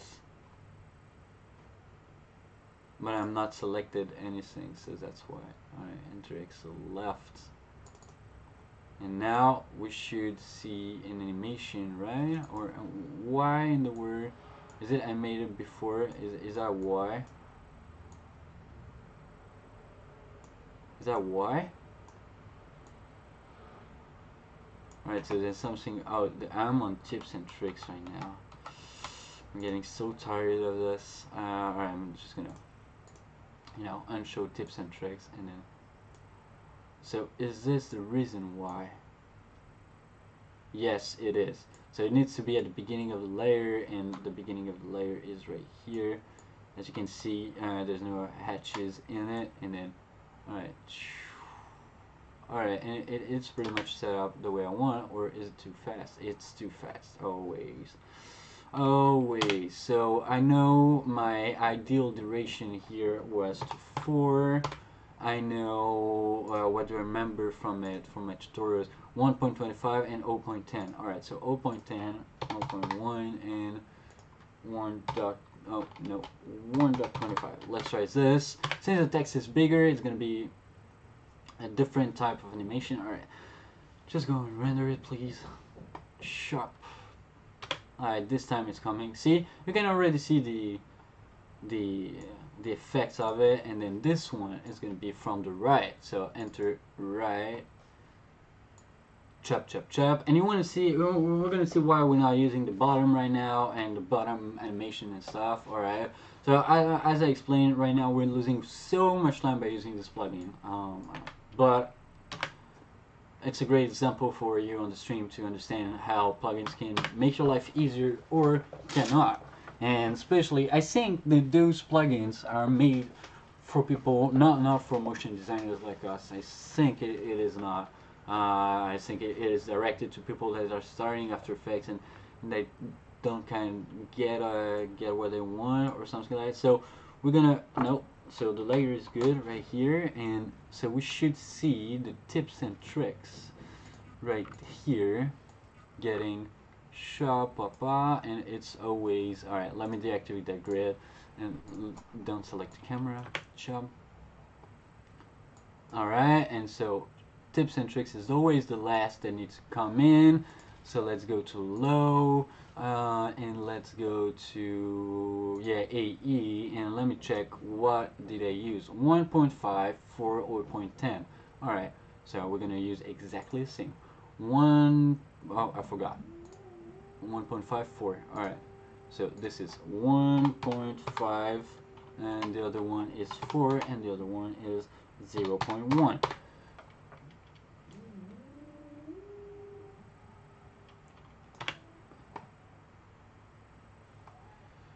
Chop, and we have our animation right there. Chop chop chop, tips and tricks. And now we're gonna finally get back to our one of the last steps to do it. And yes, I'm cold as F, but that's alright. Let me just close the window, and alright, we're back to do it. And once we have our little animation like this, how gloomy and stuff, well, we know this one is for about 110, and for sure it's 110. Alright, yes, and then it starts kicking in. Alright, so 110 from the beginning of our full frame right here. Alright, and we're at 124, so I'm going to go to 224. Or we can do this the other way. How much time, I like to do this way actually. How much time do I have from Alright, now it stopped. Alright, so here we're at 110, and I know it's 14 frames. We have 40 frames, 14 frames until it goes. So I'm just going to select my tips and tricks. Up, still moving, still moving, still moving, not moving. Yeah. Alright, this one, and let's go to alright, so here we have 5 frames left, and so 9 frames, so it's going to 3 to 9. 309, 309 will be the duration. 309 is here, and so here, definitely, once we have every little thing like this set up, we're going to do the exact same thing we did before, which is pre-compose our tips and tricks and stuff, and select pre-compose and select Logic. What do you name it? Yeah, Logic. Logic. Alright, let's go to Logic. Let's go to Logics. Let's start with this. Alright, and we have here our comp. So basically I'm gonna leave it like this, but I'm gonna oh yeah, you can do it also like this. See, without cutting it. What the fuck is this?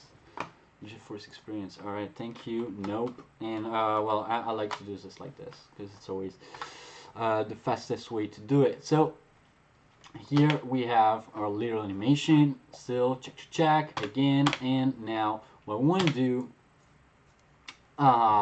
is actually I think this is a pretty good tutorial. I'm gonna edit this later on for YouTube.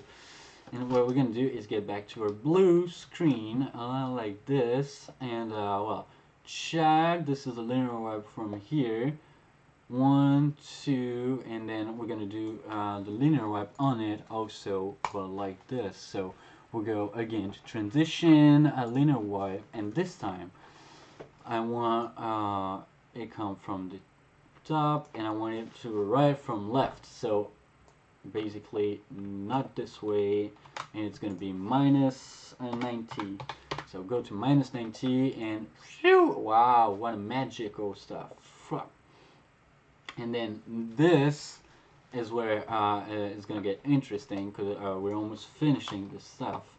So I wanted to finish right here, right, to 14 frames, and we were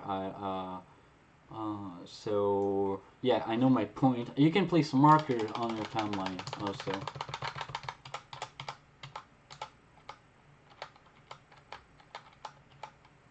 Alright, yeah, it was 22 or 23 or 21. Yeah, right, this one, and then okay, and we're gonna click transition completion here, and we're gonna go till right of the end of the last frame I have of it, and do 100. Alright, and now if we get down U on the keyboard, we can see that sharp, and yes, it's doing it. So let me check the animation. Oh, tips and tricks and music perfect. And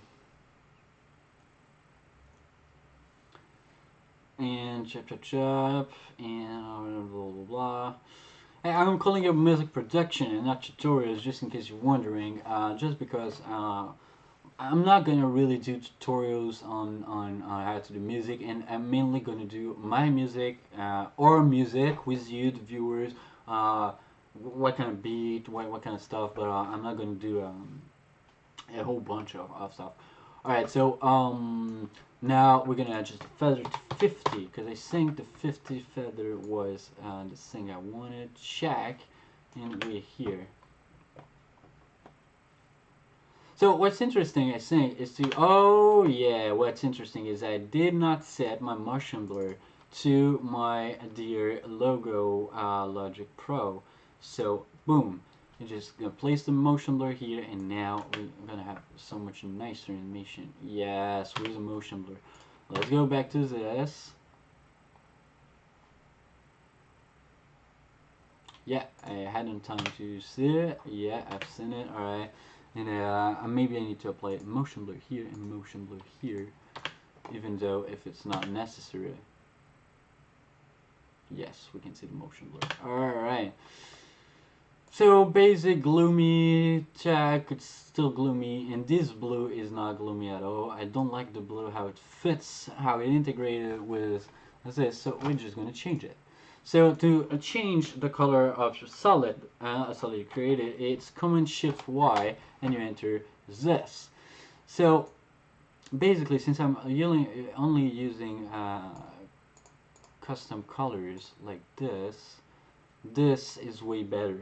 It's a bit more metallic blue, and it got just this check, check, check to finish on. Maybe not. Maybe let me try another blue. Maybe not even blue at all. I had blue as an AD. Let me try deep dark blue. Nope, deep dark blue is not what I want. Definitely not. I don't want green, and I don't want this. No, blue is the color I want. So a light blue like this goes better, but I don't like the color. The one we found out earlier, well, I want it to be a light blue, but still blue. Alright, we're almost there. Almost. And what I want to do, yeah, I think this one can show pretty good. Alright, let me do this like this. And yes, we see in real time. More of an electric blue. This one, this value right here. Yeah, we're getting on it. Nope, nope. Yeah, this looks cool and not too much aggressive to the eye. Okay, let's go. And okay, so now we have our first part and our complete transition. Of course, since you can see that this only starts here, you can grab your comp here and just make it like this. If you don't want it to take too much space and that kind of stuff, and you get your sync well organized. So the next thing, check, and now we're here, and now here, everything is gonna get crushed. What I mean by this is we're gonna unlock every layers that we did. And yeah, we got this nice typography right here. Chop, but actually I might use the same for music production, and I forgot what is. It is Babas New, and yeah, I think it fits way better than the bullshit than this. Alright, I don't know why I moved it, but alright, and it's Babas. Alright, I like it, but alright, it goes great with it. But maybe, I'm just saying maybe, I'm gonna try Babas here. Nope, no way. Alright, click somewhere else and get back to your original form. Yes, which is this one. Alright, so now we have, we have so many layers. Okay, I have an empty text layer that does get created when you select Command T, the tool for the text, and you click somewhere and just creates a new layer and name and that kind of stuff. It is pretty annoying, but I guess I understand how it works. Wow. Alright, I think my head is not being tracked very much by the camera, so let's just do this backwards. Check on the stream if it goes as planned. So, once we are here, of course, everything got messed around and messed up, and we're gonna just replace our text like this. It is well placed, and I want it to take up all the space it can here. So, chop. Oh no. So what you want to do is reset the anchor point of the text, because the anchor point was moved probably by me. I don't see it like getting moved somewhere. And what you want to do is place it right on the same line here and right next to this one. Boom, like a normal text would do in normal times. And now check, and you get this. And I forgot to do the most important thing, which is snap it. And that now it's my anchor point that's getting snapped, and that's not what I want. And now, yes, we're good. Now we get back to this. As always, what the hell? I just want to select all my text and let's go. Boom, all the way.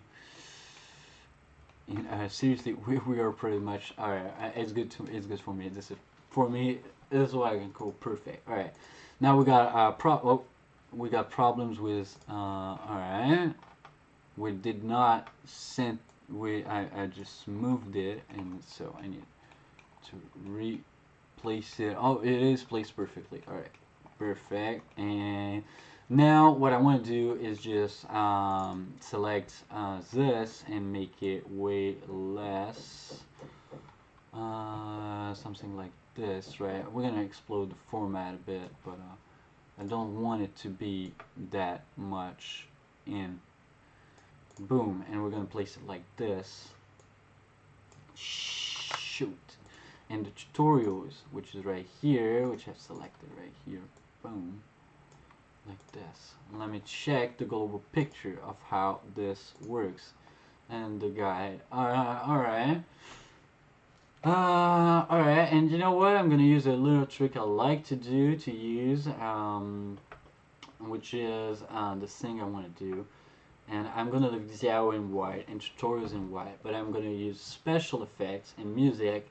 I'm gonna place the colors I've placed before on it. So for example, I'm just I hate this. All right, let's go back here, and I'm just gonna select, for example, special my text here, and no, I'm gonna copy the value first. All right, so this V.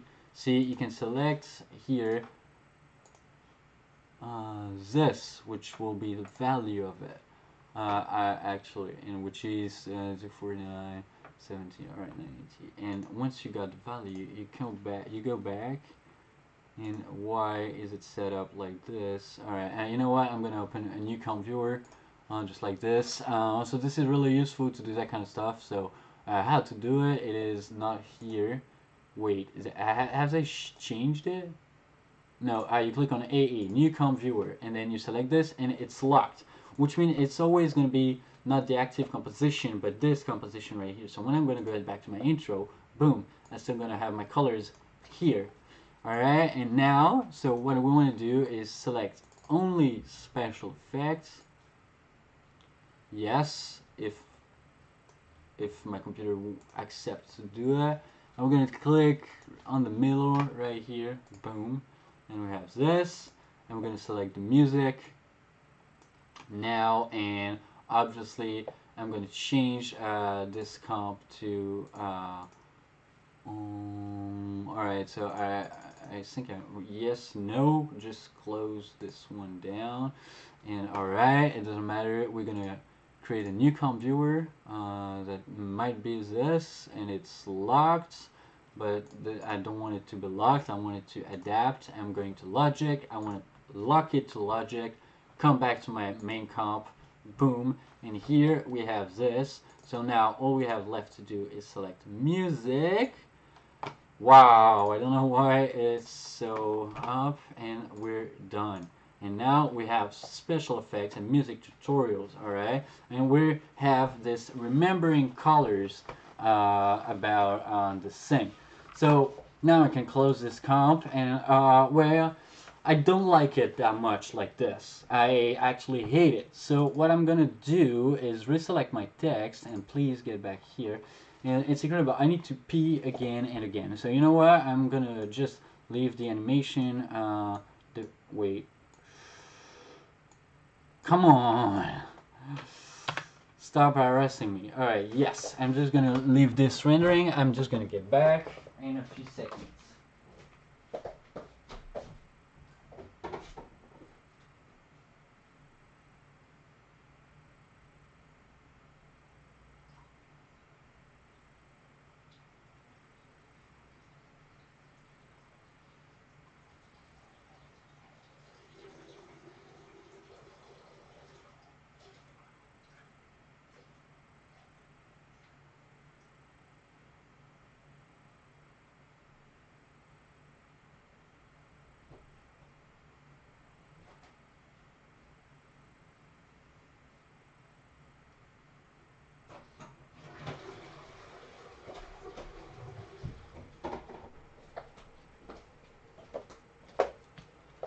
Alright, I'm back. And so yeah, that is tutorials chomp chomp. And I hope the name of it is gonna stay Xiao. I hope I can open a YouTube channel named Xiao. Otherwise, I will be pretty much in the damn pit, right? Alright, so we're done. Check, check, check, check. Cool flat design, really easily stuff to do, as you have seen. That's it, and then we're gonna animate everything here. So what I don't like about this is the setup here. So we're just gonna do this and create a oh wait, I know a way more effective. Oh, all right. So first there were two. Oh shoot. All right. I only wanted one space, so maybe that is the reason for that. Yes. All right. And now I want it to be in this, but all right, it didn't justify nothing. But now select it, music, and select it, and we're good to go. Alright, so this is basically what I want as a setup. Since I don't have my guides and I forgot my shortcut to deactivate it, which is Shift G. No, I just changed the feather. G for grid. Control Shift G. I don't know. I'm not gonna try and mess up all my setup right now. Alright, and of course always bring the title action proportion safe, because I don't want any info to get past this. So basically I'm gonna grab back my tutorials, I'm gonna place it up something like this, and this one I'm gonna place it like this. Shop, I want it to be here and to have this nice nice little effect like this. Alright, Xiao special effects and music tutorials. Boom! Here we have it. Check, check, check. And then this doesn't need to be animated. Well, it needs to, otherwise it wouldn't be an intro. Like this. So I like the way this thing is shaping up. So what we have to do left in After Effects is just set up our animation right here, and we're gonna do a specific animation, and we're gonna do something that changes from this actually. And so once we're here, I like my title to open like a book, and I have seen this animation right in the animation presets. So I'm kind of curious what Red Giant has to propose me on this, because I have a really easy way to do it by hand, and it's called symmetry. But I'm planning on doing a tutorial on how to use symmetry in After Effects. There's a few tips and tricks. Really, it's not like using symmetry. I don't know if you're familiar with 3D softwares like 3ds Max, Blender, Maya, everything, but the symmetry in After Effects has a kind of I don't know, a kind of syncing to it that you need to grab, and once you got the syncing, it's just flawless. You can do things really fast. But I'm just gonna use the plugin now because I want to discover it too and know if it's gonna save my life, if it's gonna be time saving or not. Alright, chromatic aberration. Yeah, I don't know. I like to click on the new plugins. I had time to discover everything. What is spectralization? Oh, alright. I should have known better. Universe Motion Graphics and Uniline. What is this? Oh, arrows and stuff. Woohoo! Alright, we could animate this, but I'm not gonna animate this. I'm gonna do motion design, logo motion again, and let me check. I had spin, flip, flip up, the flip, right? Flip scale. No, I actually don't like this. Alright, I actually hate this. Alright, so let's go and try universe transition. What is blind? Alright, woohoo. Alright, mix, I guess. Apparently we have no preset. Oh. So that is it. I hate this. I like the logo, but I hate this. Alright, I said transition, unfold. Yeah, that was the unfold I was looking for. Alright, so wait. How the fuck this is folding?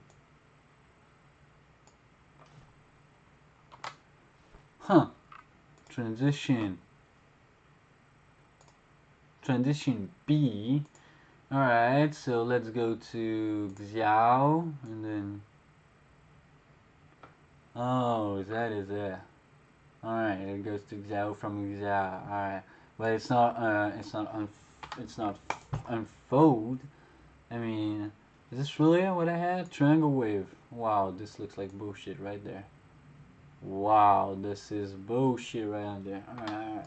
Now I know many ways. You can do probably a glass shatter with this. I don't know. I used to do glass shatter with approximately a thing that's called Pixel Poly, I think, and it still be simulation. I wonder if it's still here. CC Pixel Poly. Basically, what Pixel Poly does is it just break the your image in 1000, but it's supposed to be starting, I don't know where. Alright, don't worry about it. It just makes small triangles, shatter, and you can select the direction of shatter. And I'll show you how I've used it in movies, actually, to simulate shatter glass without having any hassle of doing 3D glass or anything, and it works just fine. And you really have the impression that there is glass shattered. Actually, it was the back of the car. And you're going to see all this. Okay, let's continue discovering this. What is Tooney transition? What the hell is this? I don't know what the hell is this. I just want to apply it. Alright. This transition, Unislide, Rubik's Cube inside, Half-Lights, Glitch, Fold. Oh! So that was the one? Alright, that was probably the one. Alright, but why does it fold from a point? Where is the point? I mean, why can you just not do the unfolding? Like, alright, from the point. Alright, so a direction upwards. What is upwards? Oh, this is Star Wars thing now. Alright, motion shutter. Let me check. Ezine, alright, then subscribe, blah blah blah. The source, the dolly of the camera, I guess. I guess this is what I need to change, but I don't want. Where did I change my? Okay, right. All right. For me, it works like this. I just need to local camera, right? Should be like this, and the camera. All right. I don't understand why it does this like this, but all right. I don't like it. All right. So we're not gonna fold at least with this. Alright, what is cube? Maybe cube I would like, yeah. Nope. Alright, so pretty much, as you can see, all of these presets are not... I guess I need to get used to, but I don't like them. I really don't like them. Alright. We got pretty much a bunch of presets and animated text presets like here, which is something I really use and they're really useful. And you want to animate in the text, and what you want to do. Yeah, I'm gonna use a typewriter because it's one that I like. Chop, chop, chop, and then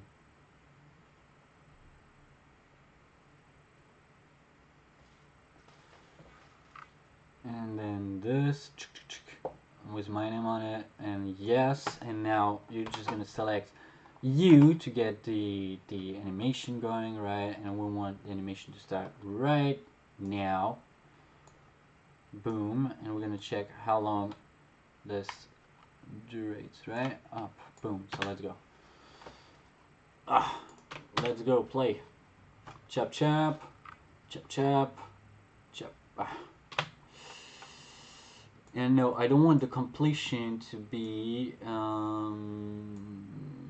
yeah, the completion can be, whoa, wait, no, come in Z, and I want the actual completion to be way less than this. In 4 seconds, it would be good, I mean, alright, chop, and shift to snap it, and let's go back.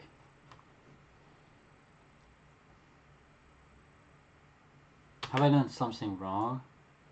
Where is my tutorials? Where's my tips and tricks in AE?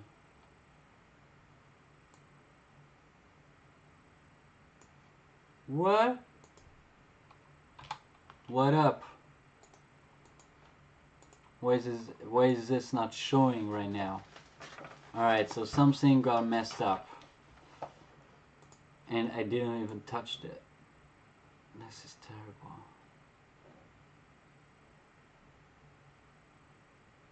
Alright, maybe I leave it as AE tutorials, but I like to have my tips and tricks. Wait, how? How?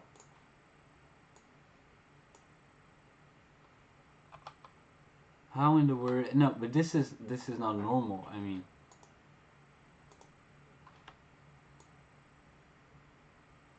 my After Effects is actually kind of shutting it down. You know what? I'm just gonna save the project and restart it. Please, let me save my project on the desktop and call it. Alright, intro and like YouTube. Alright, I'm gonna save it. Alright, and now I'm gonna close it, and now I'm gonna launch it back, and it's supposed to be working. Most of the time, if it does this to you, I highly recommend you shut down After Effects as soon as it does it, and if it's continues happening, I'm gonna call to our friends at Adobe to let them know what the fuck is going on. And no, it did save the preset like this. And you know what? I have no idea why it's not showing. It's supposed to be showing at all times, and we got a text animation. Really? How did it get in this? Source text. No, this is not. I have no text animation, and just have my this that apparently doesn't work. Wait, something is way off with this. You know what? I'm gonna delete it. Go to Logic, bring out my tips and tricks right here, and copy it to here.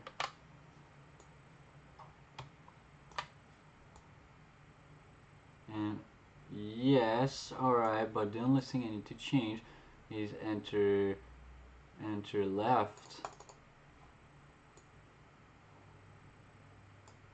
And I hope, and yes, this is not done all the way. So 154 1.0.1, 154 0.1, 1.5 40.1, and let's go to motion blur, low, blah blah blah, and yes.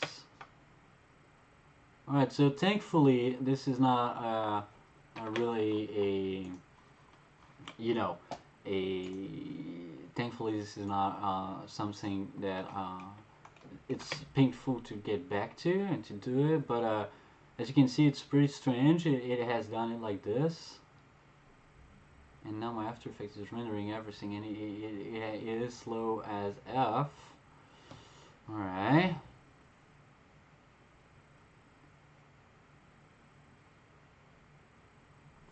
Alright, and as you can see, my animation here just doesn't work. So the way you want to do a preset animation, the way you want to select it, and it's animator 1, and you select it, and boom, there's no more animated stuff. So we're gonna animate it exactly the way we did, and so so I'm just gonna grab both and make it smash like this, because that is what I want to do basically. And this time, this one is going to get down, but I'm going to use the plugin to do it, and then we're going to see. Well, they shouldn't be pretty much difference, but I don't know why it's not those plugins. I'm not using the motion blur of After Effects, which is crazy good. instead using their own. I know there is a reason for that. I know they wouldn't go and develop a plugin with this thing like this, but it didn't appear to me that I had more control over it or that kind of stuff. Um, so motion graphics, and let's go. Oh, HUD, yeah, haha. And I did this. All right, and is it? Yeah, and this is pretty much animated. All right, I'm gonna try and use HUD just to add some effects.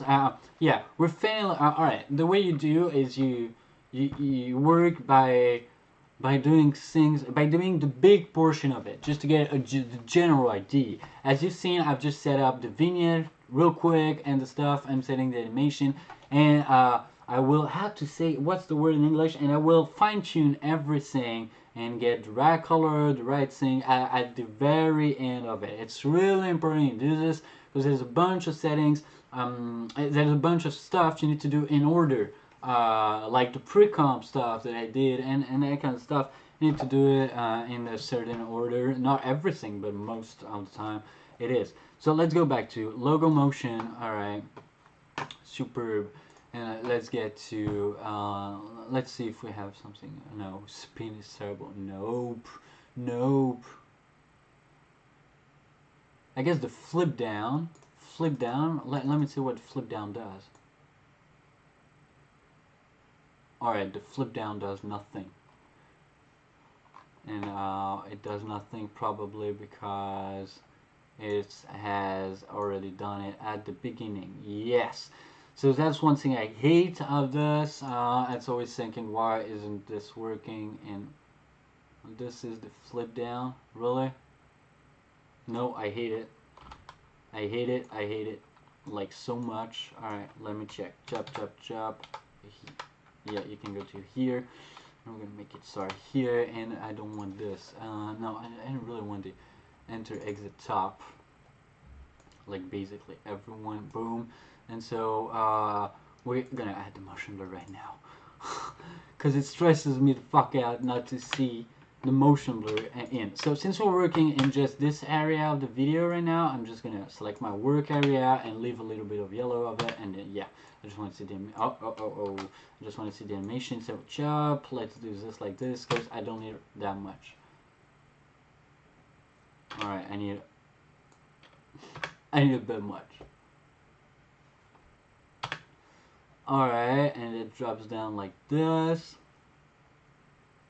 And both does one, both does one. Or maybe I want to invert those two, and that's pretty much what I'm going to do right now. I think tutorials would be better off upstairs because it gives the typo like a pyramid, right? I don't know if you can get if you get me right now. All right, this looks good, and then this, and then what I want to do, I'm gonna select my tutorials here, and we're gonna make it, you know, like we did before. All right, so let's zoom in like always, and make sure it's not our anchor point right here. And select my tutorials and go all the way, was it? Oh, 92, perfect. And then hit the special effect and still continue. Oh no, don't do this. Well, first we're gonna do this like this, and secondly, we need to have our text actually anchored with this. Oh no. Alright, well, it doesn't matter that much right now that I did this, but I think it was a snap to it like this. Let me snap it here, and anyways.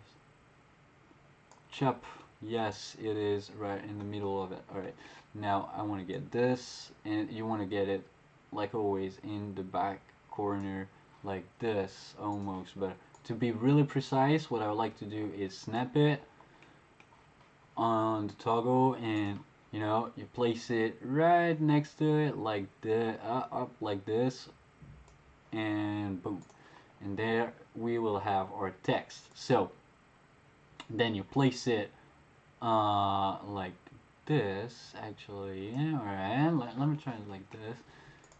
double click on it as always, and we go to see how special effects will handle. Oh yes, and I shouldn't have done that this way. Yeah, because this one starts here, I want to make it bigger from here. No, I'm so sick and tired of getting this. Boom. Boom. Yes, and now I want to grab this little guy. Just up, resume, and once we here, select it up and place it right next to it. It's almost on the line. The little dot shows me it is, and now it's gonna be way simple because it's not gonna be outlanding this thing, or almost, or it is. So I'm sorry, is there something I'm doing wrong? Why has it changed? That's what I'm doing wrong. I never placed it there. I've placed it here.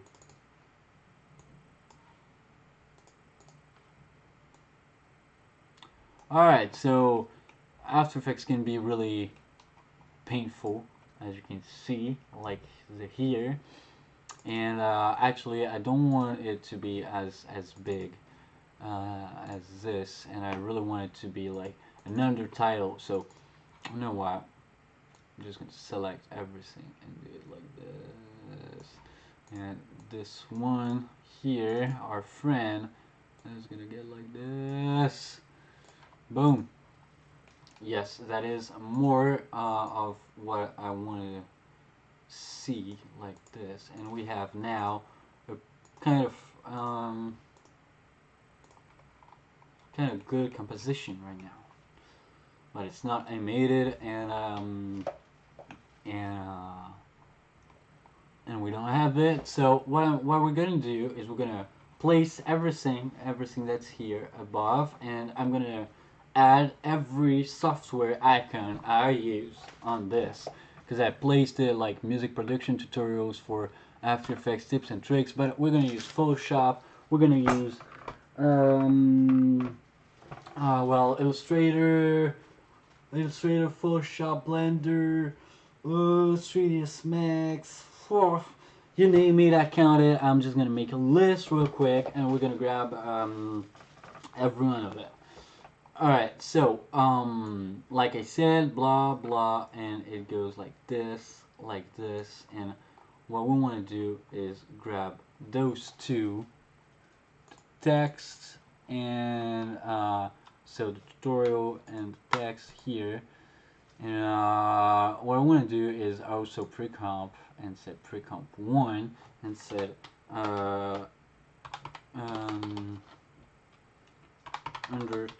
under text. For me, as long as you rename it something that you understand, everything works really great.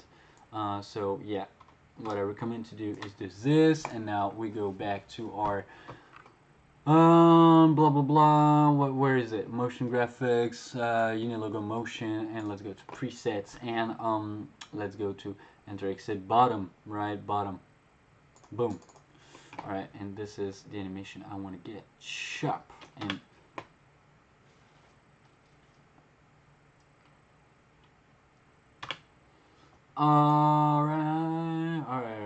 alright. So then I'm gonna show you. We're gonna go ahead and download every single what I mean software I use. Alright. And once we do it. Alright, so timing is quite off. As you can see, I like it to start check here. So we're just gonna grab our comp like this, our Bosa layers, sorry, and we're gonna try and check. Alright, this looks nice. Let me check. Go. Just render. Alright, I need to have a global idea. Alright, so there is the global ID. Now, I'm going to show you a little trick I use later. But first, we're going to go ahead and download every logo that we need. So I'm not gonna look for vector. I'm just gonna look for. So we got After Effects, we got Logic. So now we're gonna go Photoshop. Photoshop, please, and yes, and I don't want CXS, which is mine is this, so this is good. Is that the same blue? Yeah, it is. Let's go to it, show image. Wow, image is big. Save as, Photoshop logo on desktop. Let's go. So we have Photoshop now. Now I want Illustrator. Illustrator. You know what? I'm not going to place it yet. This one is the right one. All right. Show image. Boom. Save as. Illustrator. Save as SVG. All right. Because this is vector, obviously. All right. So I said I wasn't going to download vector, and now I'm here downloading vectors. Come on, come on, come on, come on. And so Logic, After Effects, Illustrator. Let's go grab Blender. And yes, I'm gonna use the flat design icon of the Blender just for the sake of, oh, I said open a new tab.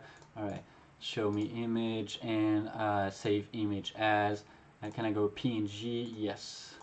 Okay, save and boom, and I will get out the white thing and boom, boom, and then I'm gonna cover a new technique for it. Alright, and since we have Blender and we have, what do I use? 3ds Max, probably. Logo. Thank you. Alright. Alright. Oh, well, I still haven't installed 3ds Max for it, so 5, yeah, that will be the most useful software I use with Logic, and then maybe Studio One, right? Studio One logo, Studio One 3 logo. Oh no, I'm gonna do tutorials on VIP logo. VIP 3.0, 3.0 logo, and VIP is developed by who? wait, I need to check who's VIP. VIP. Right, I hope it's not gonna crash on me because my keyboard is not plugged in. But VIP, yeah, select blah blah blah. Alright, I don't have a template. Alright, VIP. It's not native instruments. It is music. Yeah, let's say music VIP. I'm gonna have. Oh no, so I have it. And I might find it. Yeah, music VIP. Okay, let's do 2.0 because I know 2.0 has the logo, which is this one. Alright, so I'm big. Let's go to mid. And yes, I don't have the logo of it. Alright, so, well, let's already place what we have right now. So, we're gonna still continue to get back to our project, to go import. And right here, so we're gonna import After Effects logo, which is already here. So we got the Blender logo. We got the Alright, what's happening right now? We got the Alright, I know what's happening. AI and the rest is SVG. So I'm going to show you a little trick how to get vectors in it. So I'm going to import this one.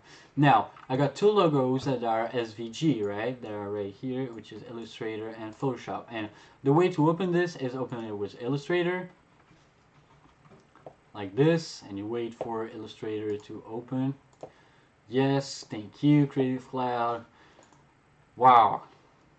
And alright, and now we got our logo in PNG that is pretty sick. I mean, right now I'm gonna place it here, chop chop chop, and up, and we're gonna scale it down. Of course, we're gonna scale this down, chop chop chop, like this. Alright, and you're gonna see where we're heading with this real quick. Boom.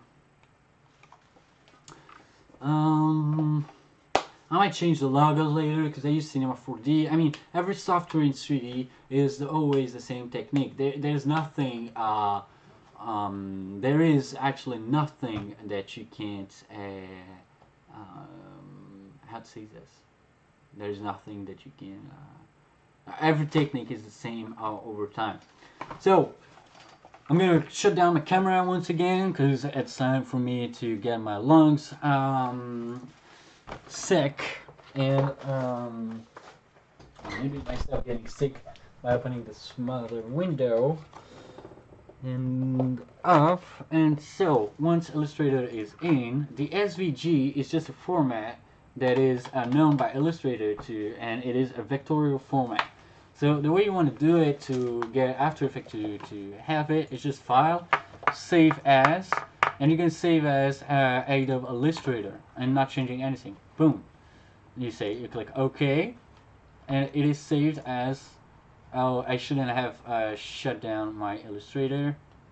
But now, when we go into my desktop, we got a file, which is this one, and you can delete the other one, and which is importable in After Effects. So now, if I just select, all right, let me make full screen. If I just go Control I, and I have After Effects logo, and I have Photoshop logo right here, and boom, it is done. And you just need to import in timeline. So for the sake of it, I'm just gonna reopen my Adobe Illustrator, and with Illustrator, of course, my friends, and boom.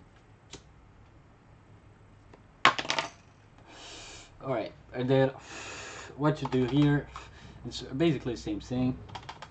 So I'm zooming and de-zooming out by Control plus and Control minus on my keyboard, obviously, and then save as, blah blah blah, Illustrator, save, okay, and that's it, you're done. You're done, and you got a perfect integration with After Effects by doing this.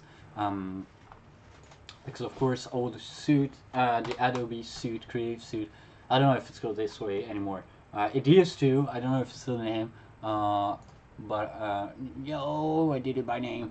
Alright, I got Photoshop, Illustrator, import, boom. Alright, and so now, what we're gonna do is just gonna place them.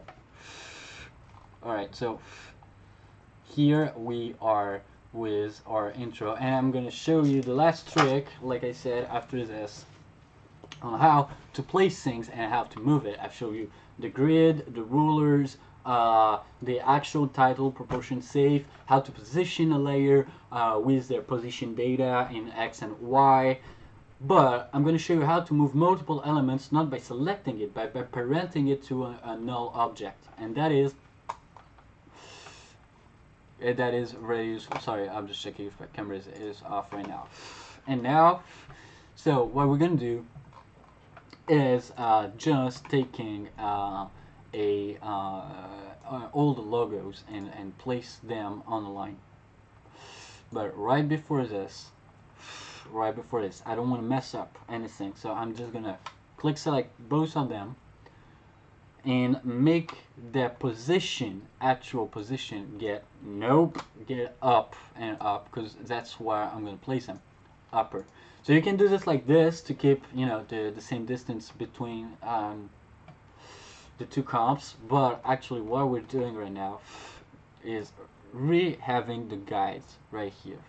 Alright, and now we're gonna pop up this and like this, and we're gonna fit the scale of it. So I'm just gonna place all my logos right here. So blah blah blah. I'm gonna turn that off, and under text, turn that off, and turn that off. And now we're gonna place every logo we have.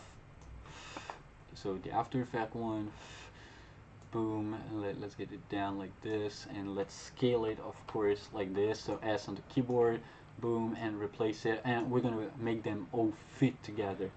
So get the Photoshop one, which is a huge one, blah blah blah, scale it down, up, and get it here.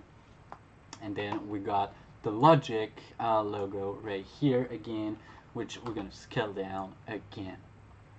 Boom. And we got Illustrator, of course. That I forgot. Chop. Let's place it here. Where is Illustrator? Illustrator is here, and boom, we place it here. Again, scale. Up, and chop, and we place it here. So now what I want to do, I'm gonna use a new guideline group to make it appear and to make them exactly the same size. So basically what I want is to have one point of reference, right? I'm just gonna select this one, and I want to make sure that this After Effects one is gonna have a nice, great looking scale, and we're gonna place it like this. I like the scale of it right here. All right, I like the way it is interacting with my thing, and I'm going to pull out my title proportion safe, and now I'm just going to pull this back up, and I want it to be like this. All right, now we have a nice After Effects logo that is set up to stay here. And now, as you can see on this image, we got a bit of margin here. So I could create a mask just to mask it out, but we're gonna process the other way, and I know this one, yeah, I'm gonna create a mask. So how do you create a mask from it? It's pretty simple.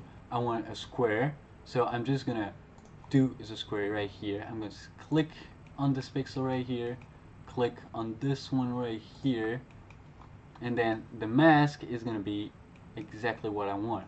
Up, and here we go, and here we go, and boom, our mask is completed now just by doing this. So when I will select actually my thing, you can see that it's gonna the frame is now on it, and we can just snap it like this, which is pretty wonderful. So what I want to do is leave a bit of space here under it, just to get the idea of the global composition. And now we're going to scale everything to the same format, and by doing this we'll have a nice animated thing. Well, we're going to animate it later up, and now we might have to check the values of it, and then boom, what I want is this, and you can of course scale it like this, you see. But if you want to keep the format, the square format, and not modify your image as it is, what you're going to do is you're going to have hold shift actually to do this. So click on the icon you want actually, which is Photoshop. Press Alt, no, press Shift, sorry, and then look at how it goes up. Alright, so click first and then press Alt, sorry, and you got this nice little animation right here. And so we want it to fit. So up, and now we're just gonna, we know it snapped all the way up, and now what we want to see is we're on the same line right here, so we know it is, we kind of know it is perfect. So we're gonna do back chop, and I'm gonna place it with the arrows,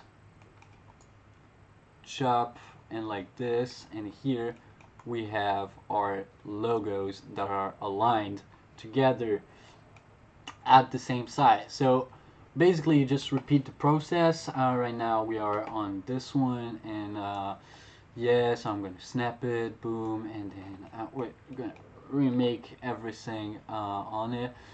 What we can do now is that we have this setup, is bring a new one like this and place it right in the middle of it. Why? Because the anchor point in which the scale goes is the one in the center of the image.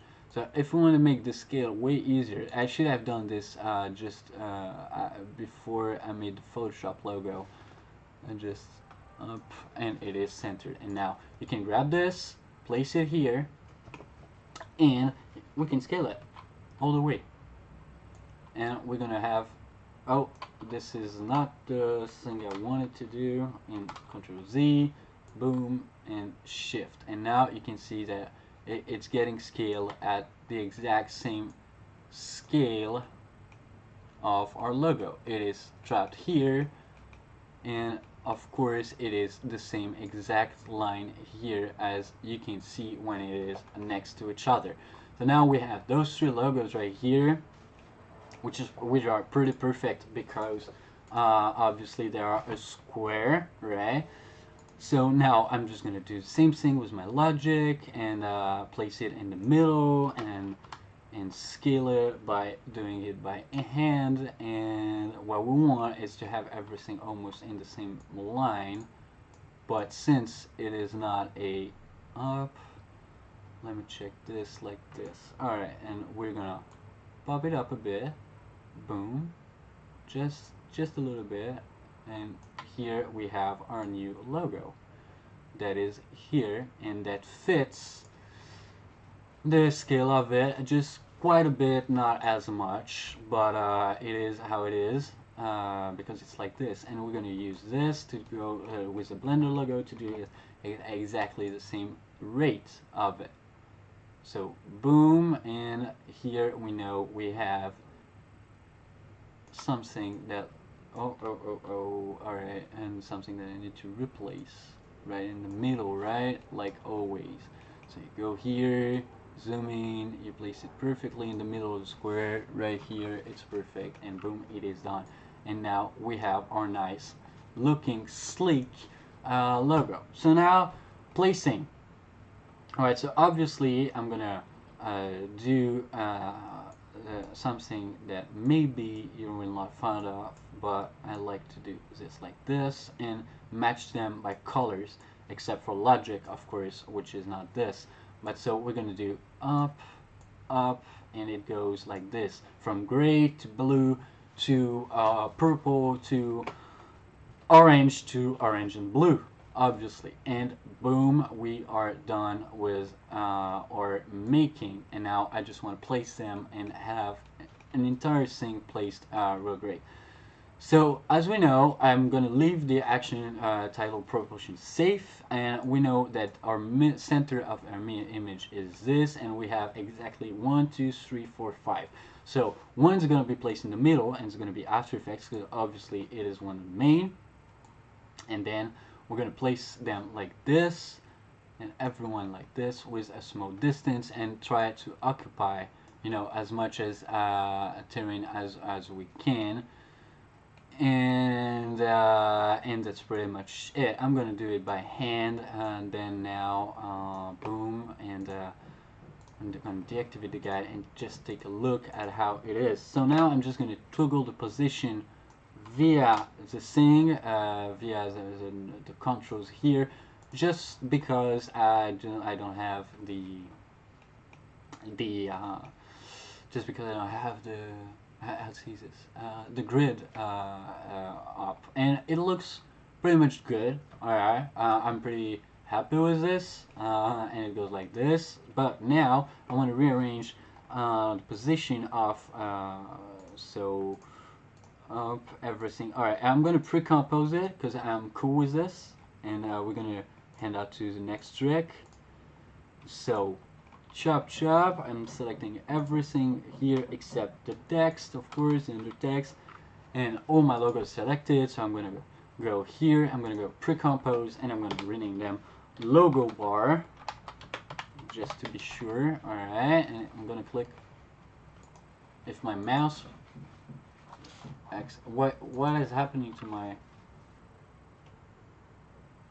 Alright, something is happening right now. Alright, and it went like this. Alright, I don't know why it shutters, but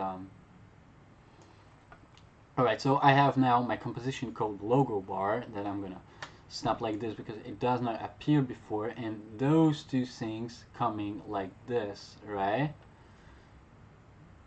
But since it is like this, now I want to place everything down a bit, and so let's go. We're going to select, no, not the right toggle, this one, and I want it to be like more like this. Alright, a more cramped up thing. So now when we go to our effects shop, and this has no motion blur, or am I, no, this has no motion blur. The other text has no motion blur. Why? Because it's low, and now it has motion blur. So let's go back and previewed with the RAM animation this, and I want the little bar check to pop up, and this one we're gonna animate it, the logo bar. All right, let's go back to our presets of where is it? Where is it? Transition? No. Motion graphics. All right, motion logo, and now maybe I want a swirl and zoom. No. And wait, yes, a zoom. Why a zoom? Because it remembers it does remember me, does make me remember about the logo bar. So as always, the logo bar, what they did is the animation preset is at the beginning of your comp. Oh no, this is not the way I wanted to do it. Why? Why? It's because the anchor point right here needs to be right in the middle. Something like that. You can do it approximately, and I'm pretty sure it is it. Alright, no, it's not it, but it's still not the preset I want. So let me get, yeah, a flip up. A flip up is nice.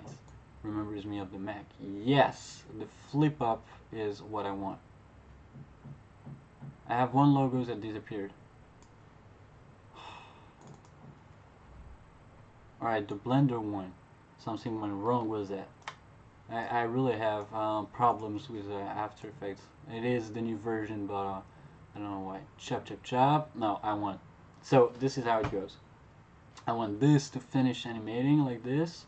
Boom, and then this, the logo bar, to pop up. So what we're going to do is we're going to select the normal mouse and the logo bar. We're going to place it just a bit. And I want to see where it finishes. It finishes something like control, check, check, check, check, check, check, check. Finishes here.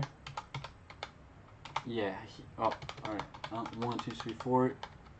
Up, it finishes here. Alright, and so I want it to be here on my logo bar to start popping up. Alright. Like this. Alright, still has no motion blur. This is sick. I mean, alright, low motion blur, and let's go. Recalculate it. I mean, maybe they've done a specific motion blur for the presets because it works better than.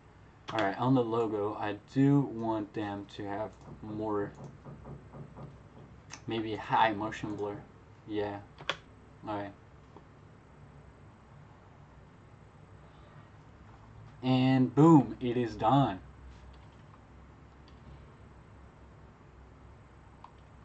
Chop. Alright, we've done it. So let's take a look at how much time. Boom. And we are at 4:15. Let's go to, let's say, 4:20 for the ones who knows. So let's do it 4:20, and we're at 4:20 right now, and boom. Let's take a look at how it animates. Yes, it is a pretty slick thing with a little bar popping up, tutorials, tips and tricks, boom. And yes, and it goes. Alright, I'm pretty happy with the results right now. So now we're getting a time to have fun, and the time to have fun is how to toggle everything and how to set up everything. So now we have a nice little intro like this. Alright, tutorials, blah blah blah. Alright, so what can be made, what can be changed to make this better? Well, actually, we created the vignette right here with the effect. So the vignette has the mask on it. So I'm just gonna create, I'm just gonna rename it vignette, which I should have done way before, and I'm gonna create a new layer, and which is called a new adjustment layer. New adjustment layer goes in like this, and now we're gonna have some color corrections applied to it, but this one is gonna be under the vignette because I don't want it to affect the vignette, but only everything that's under it. One of the ways to get more depth, like I said, is lighting. Lighting is also a question of shading. Shade is also a question of black and white values when you're doing motion design. So one way you can add this is by adding contrast. To add contrast, I'll have to use an S form on the Photoshop curve. I'm going to show you right now. color correction, and then where is levels, no curves, and here we got. So get on our RGB channel, and then we're gonna just do this and the S. As you can see, it's an S like this, and it added much more contrast to everything on my image, as well as this, and as well as this. So now, watch if I watch what happens if I put my vignette under it. Boom, the vignette gets also the same. So depending on what you want, you always want to get that the vignette is going to be here forever. And actually, I like it, but I'm going to modify my levels in the vignette right now just to get a much darker and centered view out of it, like this, and it is too much. It might not be for this right here. For this it is kind of perfect, and boom, and I'm just gonna show it up like this, and it's too far. Alright, now it's good. Alright, so now this is pretty good. Alright, but on my blue I like to have another thing. So once we have the contrast, actually what we can choose is hide tint, hide vibrance, hide photo filter, lift color, change the hue, saturation, the exposure, and the exposure actually will do things like this, as you can see, and it goes a way more subtle thing. And if I turn it off, can you see the difference? Yes, you can.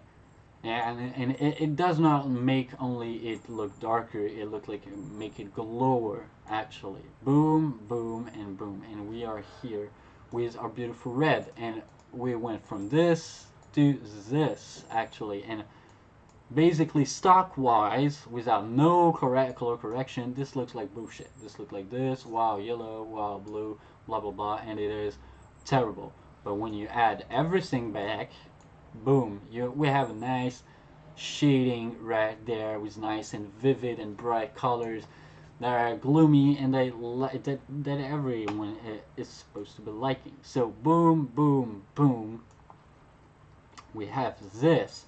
Now, one of the things I want to do is that this composition is called intro. So when you want to go in composition settings, you go here, you right click and go composition settings. And there's one thing we need to change. It is not here, it is this. It is that we want a 32-bit float per channel. And this is going to eliminate the artifacts that we have before. I'm going to show it back to you right here. If I put it back to 8-bit per channel, what you can see is a little, I don't know if you can see right on the stream, but there are little artifacts. Circle here, circle here, circle here. It's the number of colors it can get. So usually you use 16 by default, but 32 is pretty good. It's going to do an amazing job, and it makes disappear everything and just look so much nicer like this with the understanding of every color. Now that we have everything set it up like this, I'm going to show you how you can still continue to improve it. So still get back to your adjustment layer where you have your curve, where you have our exposure, which is only set on the actual vignette. But what if I was to put my exposure on here and get -33? It wouldn't do the trick. So what I want to do is add a bit more lighting like this, and boom, it is bright as F, and everything goes to be more gloomy because we added more light into it. So here it is terrible when it comes to the yellow, but and it is not that great when it comes here. But if we toggle it to 0.1, boom, like this, our yellow is going to look much nicer, and you can see right here everything that we did, and our thing is gloomy as we started instead of being that reddish tone. See, I hope you can see it, what we're modifying right now. You can also go and do well, a bunch of just a a real bunch of of other color correction. Like if I want my blue here to be another blue, I can go and select a new color correction. And I want well, let's say a hue and saturation stuff, but this is just gonna mess around with everything we did, like this. I'm just gonna invade every color. So no, that's not what I want. But you can choose the levels. You can put the levels again, like color correction, curves, and you can select only blue. And you can select only the blue one. And when you turn down the blue, it's gonna take out all the blue of the image and stuff. And if you want up this to be more gluey like this, we can do this. So how to make it just apply on the blue on our background blue? Well, pretty damn easy. You just select your background and you go and you do the color correction of the level of the, yeah, you can do the level too. I mean, you just select the blue one, and as long as it can go, and you can just toggle it like this, you know, to get this dark shade blue just on it. Or you can do this to add more saturation to it, actually. But we're not messing out with the levels here. We are messing out with well, you got the tint, but we have with the curves. All right, the curves, and you select blue, and now here you will go on it to that blue, and you can make it blue like this, or maybe way. All right, let me hop, and now we have this gorgeous blue with that gorgeous yellow and that gorgeous reddish thing. Boom. Get out tutorials, cha, and we have it. So now I don't know how to make this full screen on Windows. I don't know the shortcut for it. Maybe maximize panel group. I don't know. I need to look for Google for it, on Google for it, and then we have our nice. There's something off. All right, my Logix does not have a motion blur on it, and this is kind of sick. Why? Or does it have it? Yes, it has motion blur. It's just not showing properly because the Logic. Let's go logo bar. Let's go under text. So everything needs to have motion blur. Everything that's moving, just check motion blur, and we'll have it. All right. So we're finished here with our intro for the next YouTube channel. It's gonna get modified, of course, later on, but we're pretty damn finished. Now, what I like to do is add some stuff, you know, like this. Everything looks great. I think this looks great, this looks great, this doesn't look great. This looks informative and bullshitty. But we can make it better. So to do this, we're gonna add some elements, and I've seen some pretty good presets about it. So usually what you do when you want to add elements like square, arrows, and stuff, you go to Illustrator and you create one. I'm not gonna cover this right now because it would take time, and also because I want to experiment what is the plugins, the HUD. So I'm just gonna rename it to things. All right, I told you, you name the thing as much as you want. And how you want based on what you do. Remember that if you're gonna work with someone else, remember that you need to know what you're gonna name, or what is gonna be named, and that kind of stuff. I mean, not to get lost. If you need to give the file to someone else and then they can continue working on it, yeah, you need to have things written the right way. All right, so I've seen this motion graphics, HUD components, and this looks really cool. So let me choose preset. There's a clog, there's a blue hole, there's a bug. All right, let me check. This looks like Batman. Huh, I like a hex chevron as far as I'm concerned. So as you can see, it is on top of this, and I bet it is blend mode, like normal.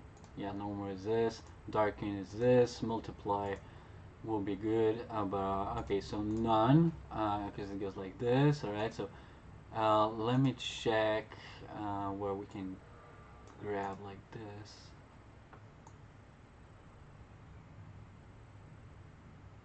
Alright, alright, pretty fair. I'm gonna place it just next to my background.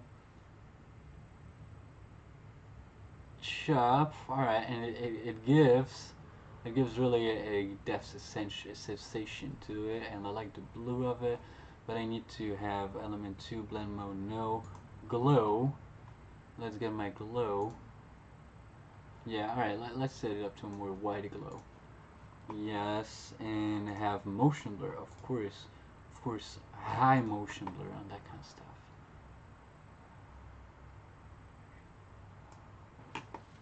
Chop, chop, chop. Alright, so this is just using preset to fill in. Alright, basically, really easy to do this. By the way, if you want to do this, the exact same thing it's doing, well, you create the shape, really easy to do, and then you just animate by opacity.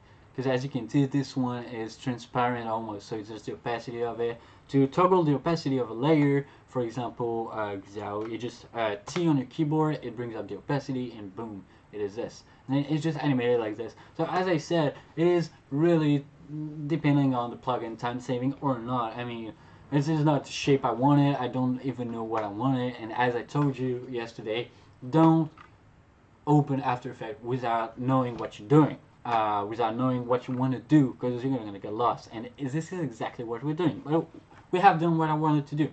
So it's kind of okay to just mess around and start and syncing. So the scale of it, the end properties, let me check. Alright, so now that we have this, I'm just going to render it. I want to understand how it's done in real time.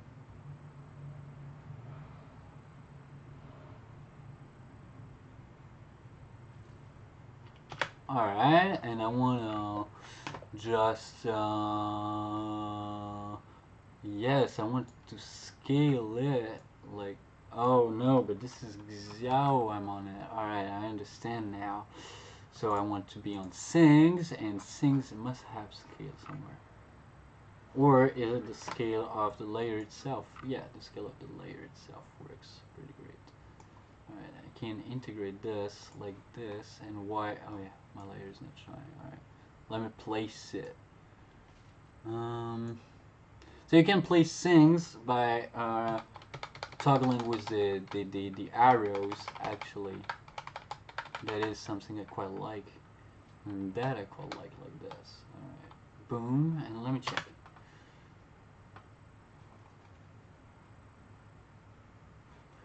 Alright, so maybe we have master animation speed. Let's go down to 5. Oh no, let's go down to 1. Oh, the slowest I can get.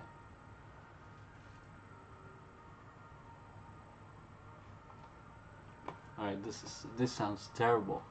I mean, I hate this. Alright, master random seed. Let me check. Blah blah blah.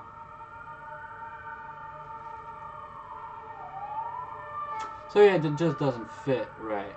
I mean, I don't like it, so I'm just gonna delete it. And we have pretty much a basic thing. I could use a bunch of things to do this. Universe text. I mean, I don't know what it is. Universe utility is split screen, custom block. Oh, that is cool. Unmode. Oh yeah. Oh yeah. I got to cover all this thing. All right. So let's go to blah blah blah. I don't know. Let's go to simulation, and let's go to one I like, which is gonna be so no, it's not simulation. It's stylized. I can remember about it. Blah blah blah. No, it is simulation. So maybe it has disappeared from it. I don't know. It's been a long time. Alright. Let's go with particle. What? This effect only support 18 and 16 bits. Alright, so as you can see, you can have pretty much trouble. No, but you know what? I get back and modify this later.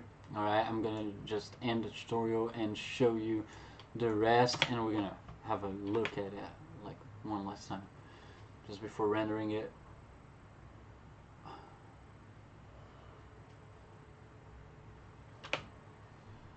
Boom, boom, boom. Maybe it is the thing. Alright, and maybe I should keep one thing. Boom, and then we go like this. Chop, chop. Okay. So now that we have this, what you want to do is actually, alright, so I'm going to delete things, and alright, what you want to do first and foremost is Control S and save. Now that everything's saved, save, alright, so this is a vignette, alright, so this has no name, and this is color correction, let's call it CC. Alright, layer name, vignette, blah blah blah, under text, logo bar, Xiao, and background. Alright, so we're done with this. Once you have this, the actual things that's going to get rendered is everything that is in this bar, the work area. So you go to composition, you go to add to render queue, and then everything you will need to set up. First, you need to, alright, I know why. First, you need to go to best settings and check out, okay, full 820p, blah blah blah blah blah. This usually you don't mess with, it's alright by default. Now, here is where you're going to change the format of your video. So obviously I want a QuickTime, and obviously I don't want animation. This would go all the way to a real, wait, I don't have H.264. Wait, what? Alright, let's go with with this that matches my settings, but wait. If I want a QuickTime, alright. So maybe, okay, let's go AVI, let's go, I don't have H20, what the fuck? How? Alright, I don't know why I don't have it, and animation is gonna be just too freaking big. It's not compressed. Alright, let's do this like this. We're not gonna resize it. We don't need audio, but we're gonna let it like this. We're gonna leave the thing, and I did not say animation, I said this. Thank you. Alright, oh shit. Alright, Windows UI is terrible with me, and I don't like him, and we do not like each other, I guess. And let setting mismatch, how? Will be resized one part. Why? To meet the format constraint. Nope. No way. I mean.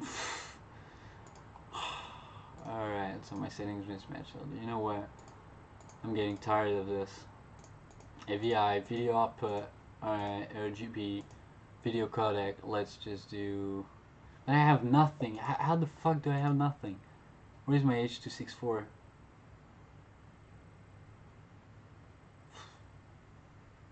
Alright, let's do animation. You know what? Animation and then go.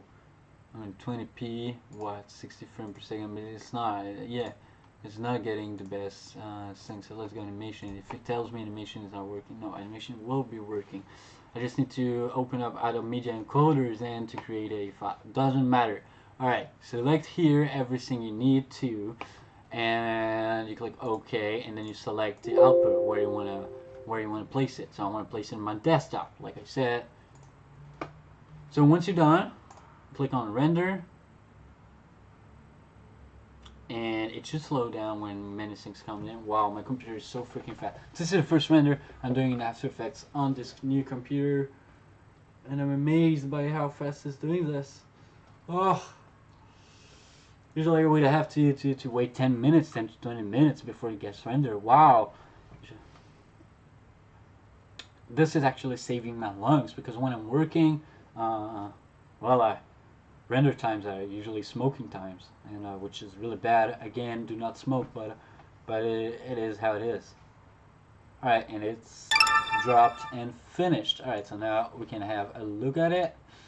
If I can find it. All right, so let's go open up with VOC.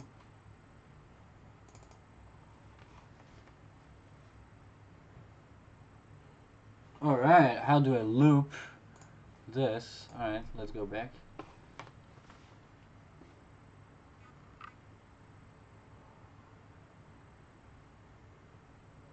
It does look quite nice.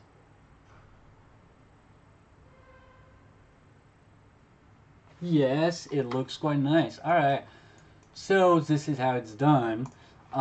Tomorrow, or maybe I do it now, but I need to set up everything. I'll show you how to do a complete sound design of it, and that's part of it right now.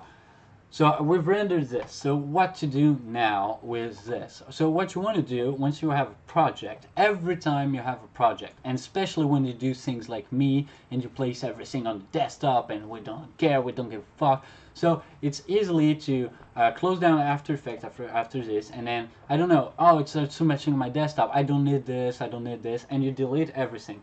And then when you reopen later sometime the After Effects file, it would say this file is missing, this file is missing. Of course it is missing, it just deleted it.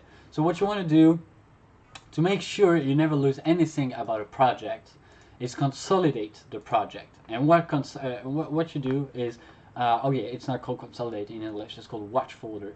Alright, so what you want to do is create save changes, yes, you want to save, and you want to create this, so which is called a watch folder, and you want to create here, and you want to name it. All right, you want to name it intro YouTube. All right, once it's named, you say, oh. All right, so you want to create a new folder that is gonna get called YouTube intro. All right, and you do this. All right, you click on it, you choose, and now what it's doing, it is gathering every file, all right, every file used in that project. So all the files in my desktop and any place else, and this is really new to me. I mean, wait. This is really fucking new. Why search will occur? Watching folder in 3 seconds. So go. No project have started rendering. Refresh load. Your brother. What the fuck? Alright, let's go cancel like this. Okay, my project got no. I close After Effects. Alright. So wait, where is my folder? YouTube intro. Watch folder. What the hell is it doing? Alright, let's launch back my YouTube project, and it's gonna gather everything in the same place. Maybe I am the one, since my After Effects in English, but I've always worked in English with After Effects. So I'm pretty surprised it isn't. It isn't like this. But you know what? It doesn't matter. So now that we are here, you go to File, and you go to blah, blah, blah, dependencies. Oh no, that is consolidate all footage. You go to Collect Files. Yeah, it's not Watch Folder. I was dead wrong. And you do this, collect all source file. Yeah, that is the menu, I know. Exactly. So you do collect all the file, all generate report only. No, you don't give a fuck. Basically, you just go and you say collect. Now YouTube intro folder, and so what you want to do is get back and just select this as this, and not call it something like this, and just file name. Yeah, intro. Let's call it like this, and chop, and you do save. And now inside your desktop, oh, so it didn't work the way I wanted it to work. You got a thing that's called intro, and this is all the files. So in footage, you're gonna have every file that's here, and it's not gonna place them here. It's gonna copy them here. So when you do this, be really careful not to have I don't know, a 500 gigs shot that gets copied. But this is the way to do it. and all dependencies, all link are here. And then now I can just close this, close my After Effects, and delete every logo that I have here in this file, and boom and boom and boom and boom, and even this one. That is the magic of it, because everything is here in it. So what I'm going to do is create a new folder on my desktop that I'm going to call After Effects. Once I've done it, I'm going to right click into it, and I'm going to click new folder, and I'm going to click YouTube, and inside it, boom, I'm going to place this one. And now, boom, intro, tac tac, you want to open this, boom, so this can get downloaded. Just to show you it's not the same, I'm going to empty my recycle bin, yes, delete every item on it, and then we have everything set it up like this. And this is how you can share a project with someone else. This is how you can share a project with a friend. This is how I've seen it, and it will have everything inside set up exactly as we did. I hope you enjoyed this stream. I hope you enjoyed this tutorial. I'll be back tomorrow for a brand new tutorial about this. I'll leave a link in the description. So as I mentioned at the beginning of my stream, I will be doing another gaming channel that is going to be exclusively in French. So it may not be for you, but I'm going to be tutorials every day, and we're going to do things every day together. Either projects of mine, either projects of work I got, or either things you want me to show you or you want to do. Please please follow me and see you soon. And yeah, I come back and update my page once my YouTube channel is created, and I leave every link in my description. And it's gonna be, it might take me 2 or 3 days. It's gonna be set up by the end of the week, but everything's gonna be good, and I hope you enjoyed this. Don't hesitate to ask me, whisper to me questions or that kind of stuff. I'll be always here. Thank you for joining in. Thank you for tuning in, and yeah, I'll see you tomorrow. Bye, everyone.